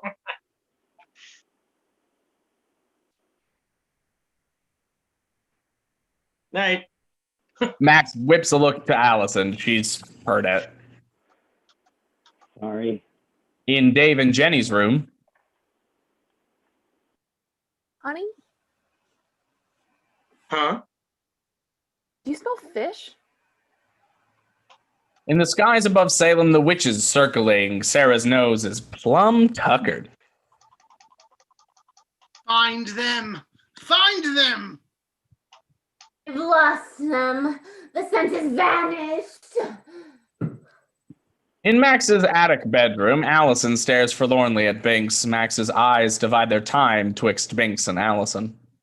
He must be so lonely. I wish we could help him. I'll keep him when this is over. For one lifetime. Max falls asleep. Allison's eyes drift to the spellbook on the floor. After a considerable amount of indecision, she opens it. Max stirs, and Binks rolls over. It must be a spell to turn Binks back into a human. Open. The spellbook opens. Pages rifle. The words are in flux. That's why they need the book. The spells change. The words are coming together. Allison's hair streams upward as if some invisible hairdryer were upturned beneath her. She's clueless to this. An orange-flamed force rises from the book, collects around the ceiling, searching for a way out. A spell for spreading the Black Death, a spell for controlling minds, a spell for pestilence, demonic possession, raising an army of the dead to do thine bidding. The flame force streams into a heater duct. A spell of protection. When malice is feared, a circle of salt protects all who stand inside it from all flesh, living and dead. In the skies above them, the witches see across Salem a homing beacon.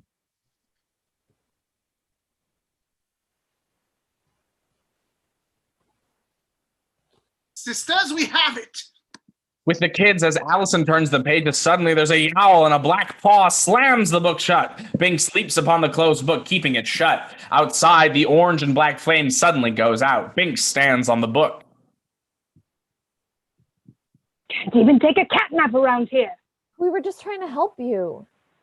Well, you've sealed your fate now. Dave in Jenny's room. Jenny is asleep and Dave snuggles against her. Not now, honey. One little bite is all I ask. We look to the window, which opens. You have to go to work tomorrow. Work? In the daylight? Don't be ridiculous. Outside, the witches land gently. A bony finger pokes through the screen in the window and slowly and silently tears it open. In Dave and Jenny's room, the witches are seen in the background sneaking like mice through the room and the torn screen as Dave kisses his wife. Please just go back to sleep. Like a virgin. Bitten for the very first time. Dave.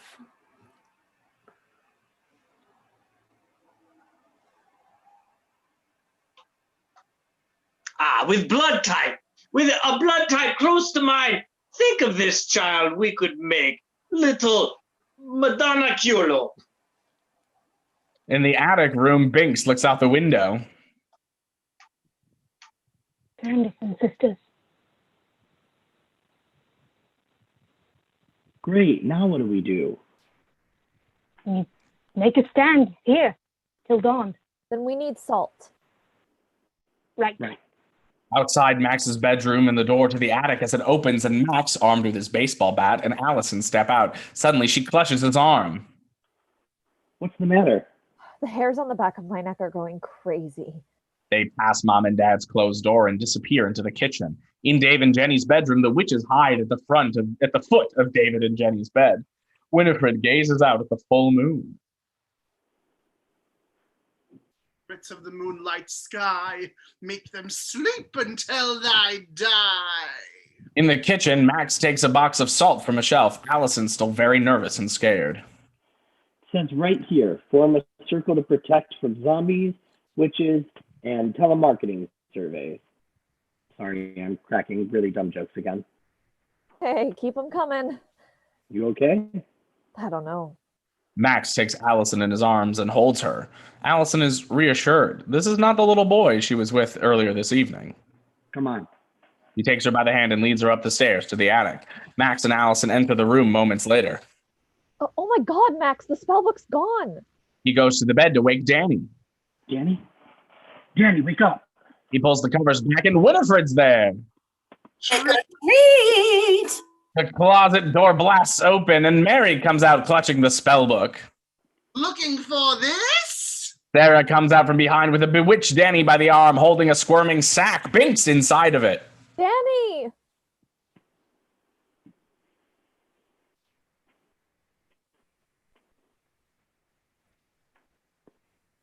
Max charges Winifred with a bat. She opens the spellbook. Unseen forces erupt from it. It knocks Max out cold. Allison straddles the unconscious form, spins round, ensconcing them in a protective circle of salt. Salt splashes on Mary's outstretched hands. It sizzles and burns. In reading, I see how clever, but it will not save your little friend.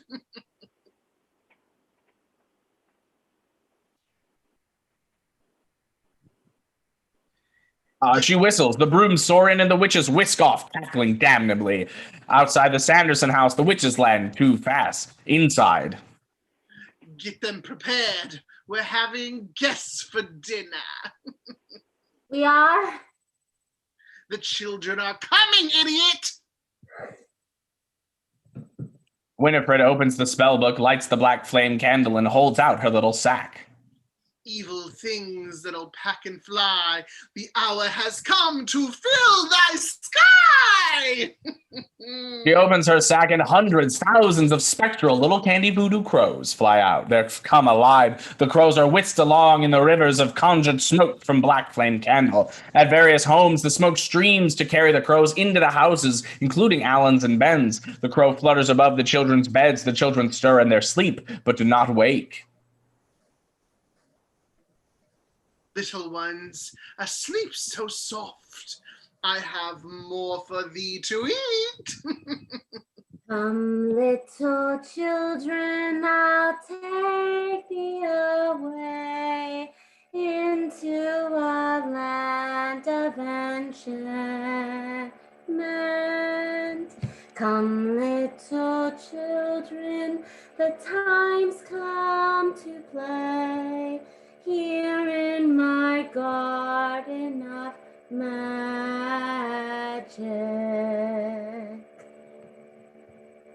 The children lick their lips in their sleep. The crows dissolve into their dreams. Without waking, the children leave their room.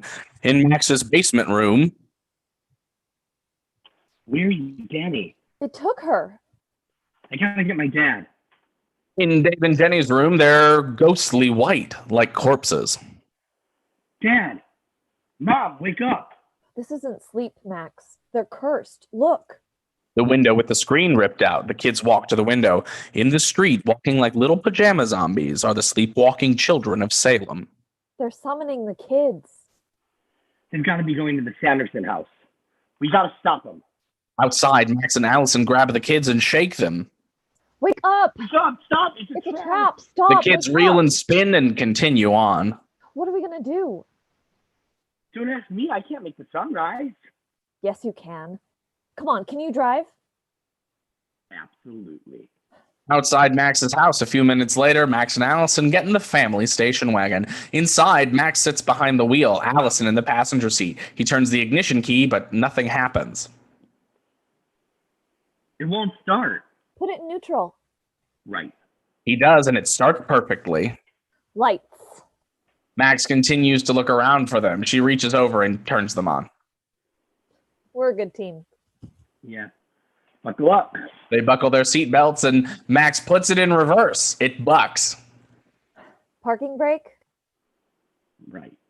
He releases it. In the Sanderson house, Binks is still in the sack, hung off a utensil hook as the witches conjure. The cauldron is once again a-boil. Sarah stirs. Winifred consults the spellbook and adds ingredients. Mary takes testing pokes at Jay and Ernie, who are suspended in a cage. You need fattening. Eat. Wrappers and etc. They wolf candies. Danny is strapped to a chair near the cauldron, exactly as was Emily Binks. Soup's on. Prepare her. Sarah and Mary fit a funnel over Danny.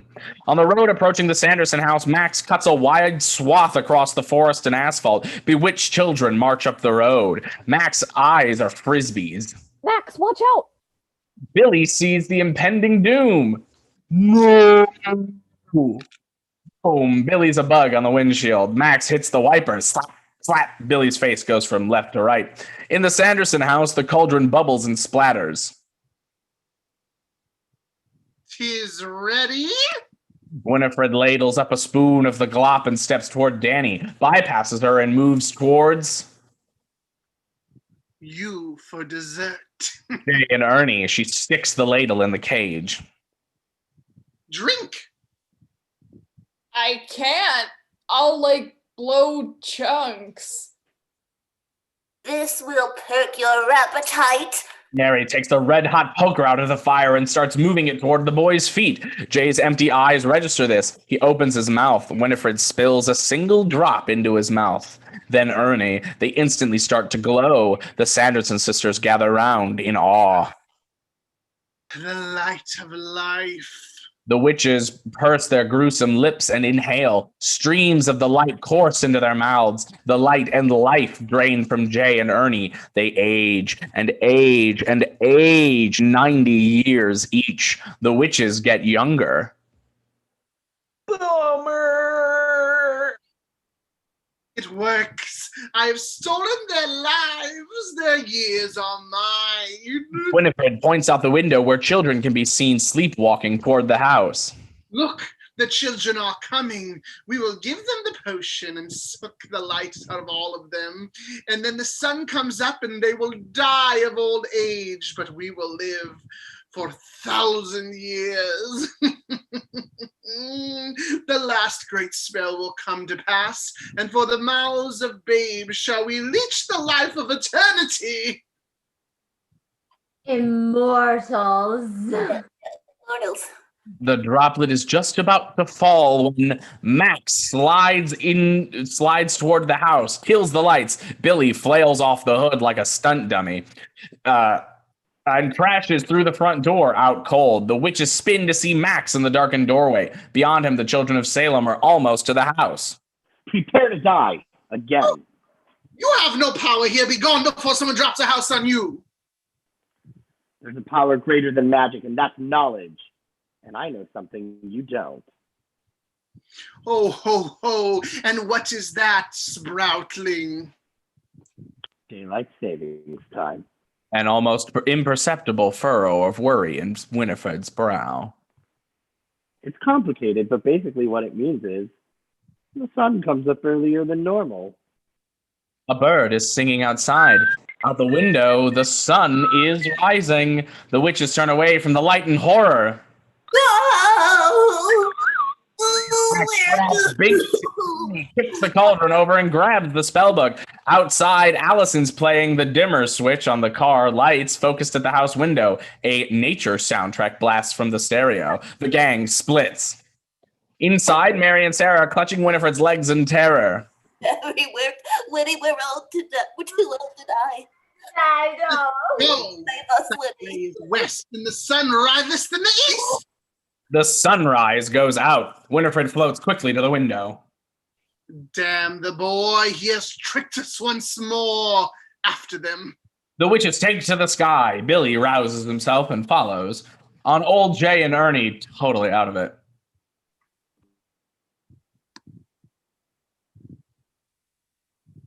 Hey, man, what's going on?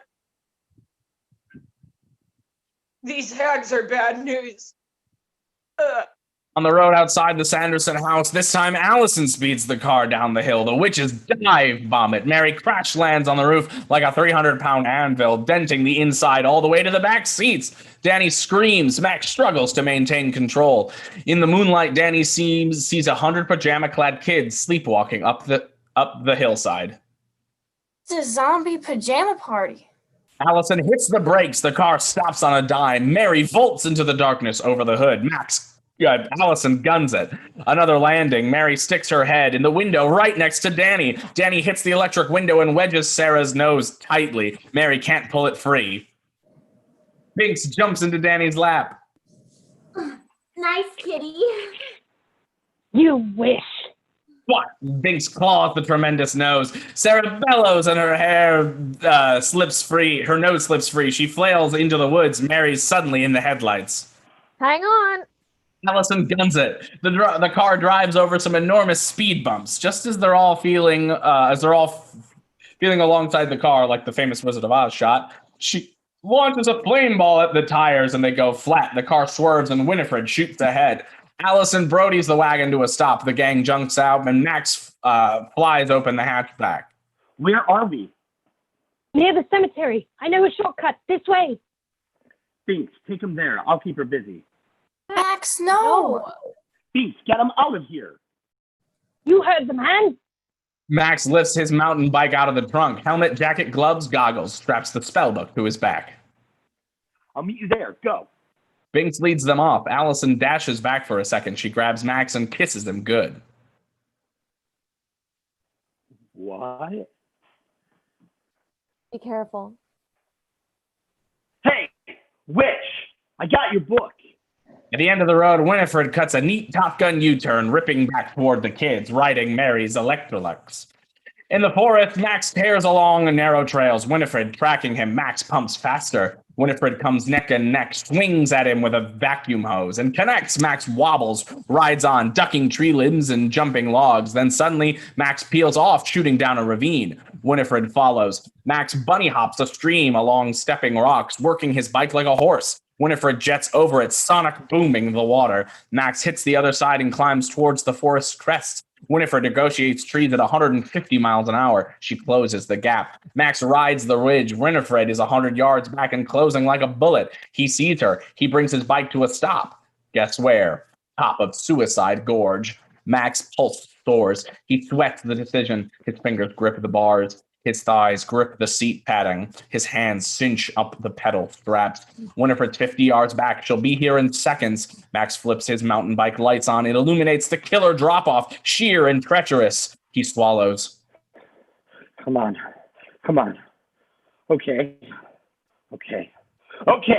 Off he goes, the man from Snowy River. Winifred arrives and pulls 6.5 Gs in a 90-degree midair turn and rockets down the ravine after Max. Max slides through 60-degree slopes of loose dirt, jumps off rock faces, slots narrow pass-throughs, and hits the hard-packed forest ground. He tears like a madman down the hill. Winifred tracks him. Max splits left, slaloms to trees. Winifred goes right, joysticks her vacuum broom like Chuck Yeager. Max breaks through and hits the open slope at the bottom, approaching fast, a mountain full of dirt piled against a wall. Winifred directs the vacuum thrust backward and overtakes Max, makes it to the end of the hill and waits there for him, hovering at the top of the dirt rise. Book be mine! Max hits the dirt hill, races up it, and jumps over Winifred. He sails through the air, knocking through the pines.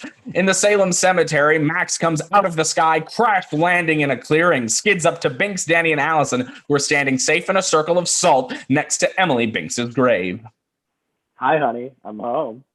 The witches beats the kids in formation. Allison swipes at them with Max's baseball bat. This is hallowed ground. Billy the Butcher appears, running full bore and wobbly at them. The second his foot hits the salt and earth, he howls in pain and ignites like a pile of kindling. Hopping around, he dissolves from feet up until he's finally just ahead, and then he is a memory. It really works. The witches hover overhead. Max unstraps the book and belts it to his back like a fanny pack. Boy, give me the book and I will give you everything you desire. Power, wealth, women. He's already got all that. Really? Silence, Tart. Prepare to die. But sister, flesh cannot harm them in the circle. No, 'tis true. Flesh cannot. Winifred and her sisters are huddled. Max snaps a big limb off a tree. Max and Allison are back to back. Winifred consults her cribbed spellbook, lights a black flame candle. These worms are finished, these maggots done, and all that's left arise is one. The kids watch the graveyard. Skeletons arise. Oh man, where's a dog when you need one? Bones, fetch my book. The clattering skeletons surround the kids. They blitz. Max swings, connects. A skeleton blasts into 216 pieces. Another reaches for Allison. She swings, connects. The skull goes flying. Easy, but they keep coming, reaching. Clutching, Binks pounces a skull. The skeleton reels and falls against a tombstone, blows into several sections. One arm, Clutch, crawls towards Danny. She screams. Binks pounces it, tosses it. The others grab him by the tail and swing him around. Max steps on it and 9-irons the fibula. It shatters. Binks goes flying. He scrambles back into the fray. Max and Allison blast skeleton after skeleton into shattering rains of bone fragments. How do they keep coming back? Well, they're reassembling themselves, and not always in the right configuration. Skulls on arm sockets, heads to necks, pelvises to clavicles. A set of phalanges grabs Binks's throat. He struggles. Danny tries to pry them off. No good. She does the only thing she can think of. She bites the arm. The skeleton wails. Binks scrambles up a tree. Max reaches back to swing at the skeleton holding Allison. Another skeleton rips his bat away. The skeleton army thoroughly infiltrates the Sultan Earth. One of them grabs Danny and lifts her high above her head. Another secures Max. Oh, bonehead. Winifred and sisters howl in victory. A skeleton takes the spellbook and tosses it up to Winifred. All goes quiet as the clattering of bones stops. Winifred looks down with evil superiority at Max. Who will have the last laugh now, little boy? Go to hell. Been there, and I liked it. Suddenly a roar from the tree tops. Binks attacks Winifred in a flying whirl of gnashing teeth and claws. Winifred howls. She rips Binks off her face. With an inhuman scream, she hurls him to the ground. Binks hits Emily's gravestone and lies still in a broken heap on the ground. Binks, no! Winifred rifles through the spellbook. Eat them now, kill them later. Max tears away from his skeleton. Another steps in front and boogies him. Beyond fear, Max snatches the skeleton's skull by the eye and nose holes and cracks it off its vertebrate base. The headless body staggers round. Max reaches back for all he's worth and chucks the skull at Winifred and pings her. The skull shatters and plummets. Winnie? Winifred hits the hallowed ground. Nothing happens. And now you die the death of 1,000 horrible deaths at once. I will wallow in each and every one. Winifred takes one step towards Max, somewhere close. A windshield spiders into a million tiny fractures. Winifred looks down at her dress. The fabric is turning to stone. The affliction runs from her feet up into a rapid crawl. Something sprouts from her back, and she strains her reckoning head round to see stone wings. Winifred's talony claws clasp together involuntarily just before her terrified shriek fades from her lips, and she's lost to a stony death altogether. Max flips her off. Winifred becomes a sepulchre angel engraved with this inscription. Winifred Sanderson, born 1617, hang 1692, died 1992. Bones! Kill the children! Kill them! The skeleton crumble into piles, all of them, one by one, disincorporate and stack up. The witches grow fearful. A bird sings, the sun is rising. Sarah and Mary open their mouths to scream, but they're cut short by the first ray of dawn breaking through the trees. They both turn instantly to dust and are blown away on a passing gentle breeze. 2 brooms and the Electrolux drop harmlessly to the ground next to the spellbook, which vaporizes in a dust cloud. The kids look down at Binks. Binks? Binks, we did it. They're gone. Binks? Allison lays her hand on the cat. Gone, Max. But he can't die. Right, he can't die. That's what he said. I don't want him to die. Allison comforts Danny. Max runs his hand over Binks' still form. Come on, Binks. You got 8 million more to go, you said. Come on, don't die. Hey, guys. The kids look up to see a transparent figure of a boy floating in the air. Dressed in the same clothes he wore on that fateful night in 1692, he's the spirit of Thackeray Binks, who's finally gotten his wish. Binks? Thackeray Binks. Hey, what am I doing down there? My paws. Their hands. He tries to clasp them together, but they pass right through one another. You see that? He's a ghost. Oh my gosh. Oh my. I am. I am a spirit. I can't believe it. The curse is broken. I'm dead. I'm dead. The spirit Binks whisks and jets around the treetops. He soars back and hovers before his friends. What happened? When the wishes were destroyed, so too were all their spells and curses. Okay, guys, come on, don't cry for me. But you're dead. Oh, I've never felt more alive. I'm free. I'm finally free. Oh, I can't wait to see my family. I'll tell them all about you. I promise. We're gonna miss you, Binks. Thackeray holds still a moment. This is the only hard part about the whole thing. Saying goodbye. I'll miss you all too, very much. I hope you don't think this is too weird to say, but don't feel bad, because someday we'll all see each other again. You can count on it. Thackeray floats down to Max. Thackeray's smaller. I can't believe I got all that advice from a guy that's younger than me. Here's one last thing. He that leaveth nothing to chance will do few things ill, but he will do very few things. Live life, Max. Don't be afraid of anything. I won't. Oh, and one last thing. Love conquers all. I know.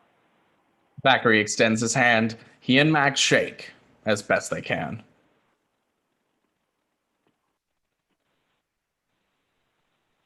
Goodbye.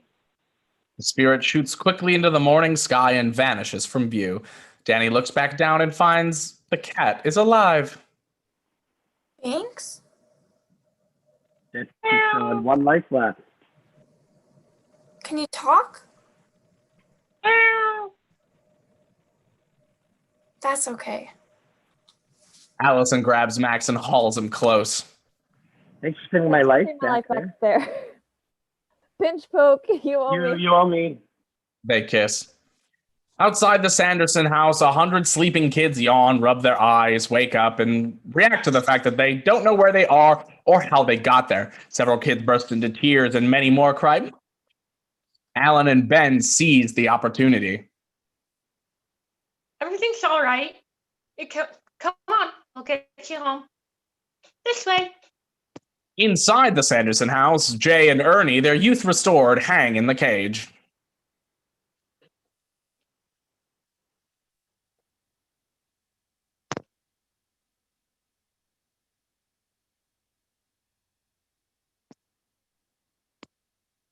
The last thing I remember, like, there's this really big spoon, something like a really ugly babe and a vacuum cleaner. Like, what's it all mean? I want to go home. I don't know, Fred. I won't want to take go home. pictures. Shame by anything I asked before. On neighborhood streets of Salem, Alan and Ben shepherd the children of Salem down the hill and back to their homes, their stride slow and dignified, like prophets. Parents rush from homes and hug their kids. We have delivered them unto you from the mountain. That's Ben Corwin and Alan Schwarznick. Remember the names, Ben Corwin and Alan Schwarznick. Inside Max's house, the front page of the Salem Daily Periodical, a photo of a stone angel. Various headlines reading, Night of the Pajama Zombies. Hundreds of sleeping kids gather at witch's house. Mysterious gravestone appears. Traumatized local boys found in cage. Hoax or hysteria. Parents baffled. It's a cult thing. There's no cults in this town. Max, Allison, Binks, and Danny lounge watching TV news reports. Every station. I can't believe those guys. They're taking credit for everything. So what? Who's ever going to believe them? Ben and Alan are all over the TV. Yep, that's true. Ben Corvin and I, Alan Schwarznick, did deliver the children from the clutches of evil. The stories are true. The Sanderson sisters did come back from the dead, and we did banish them. And luckily, Salem had Ben Corwin and I, Alan Schatznick, to battle the ultimate forces of darkness. Yes, our lives hung in the balance. However, for the children, we carried on valiantly under the power of face protection. For the immediate future, I plan on being the talk show circuit promoting my new book, Prepare Thyself, The End is Near, by Alan Schatznick. And I plan to run for office. Bings looks up. He winks. The end.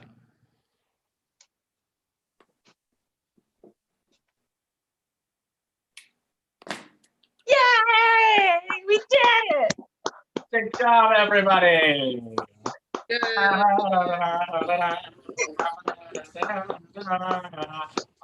Let's do a big round. Big thanks to Lindsay for putting this together for us tonight. Way to go, Lindsay. Way to go. Muffy, great costume. Absolutely fantastic. Loved it. The Sanderson sisters, you were all fantastic. As was the rest of our cast. Thank you to our new friends who've joined us tonight. Like we said earlier, tomorrow night is Cabin in the Woods, followed by Beetlejuice on Saturday. And Monday, we present Bridesmaids. And we've got a couple of other great films coming up the rest of that week. So please check out our Facebook page, Zooming the Movies on Facebook if you haven't found it already. And we will see you all.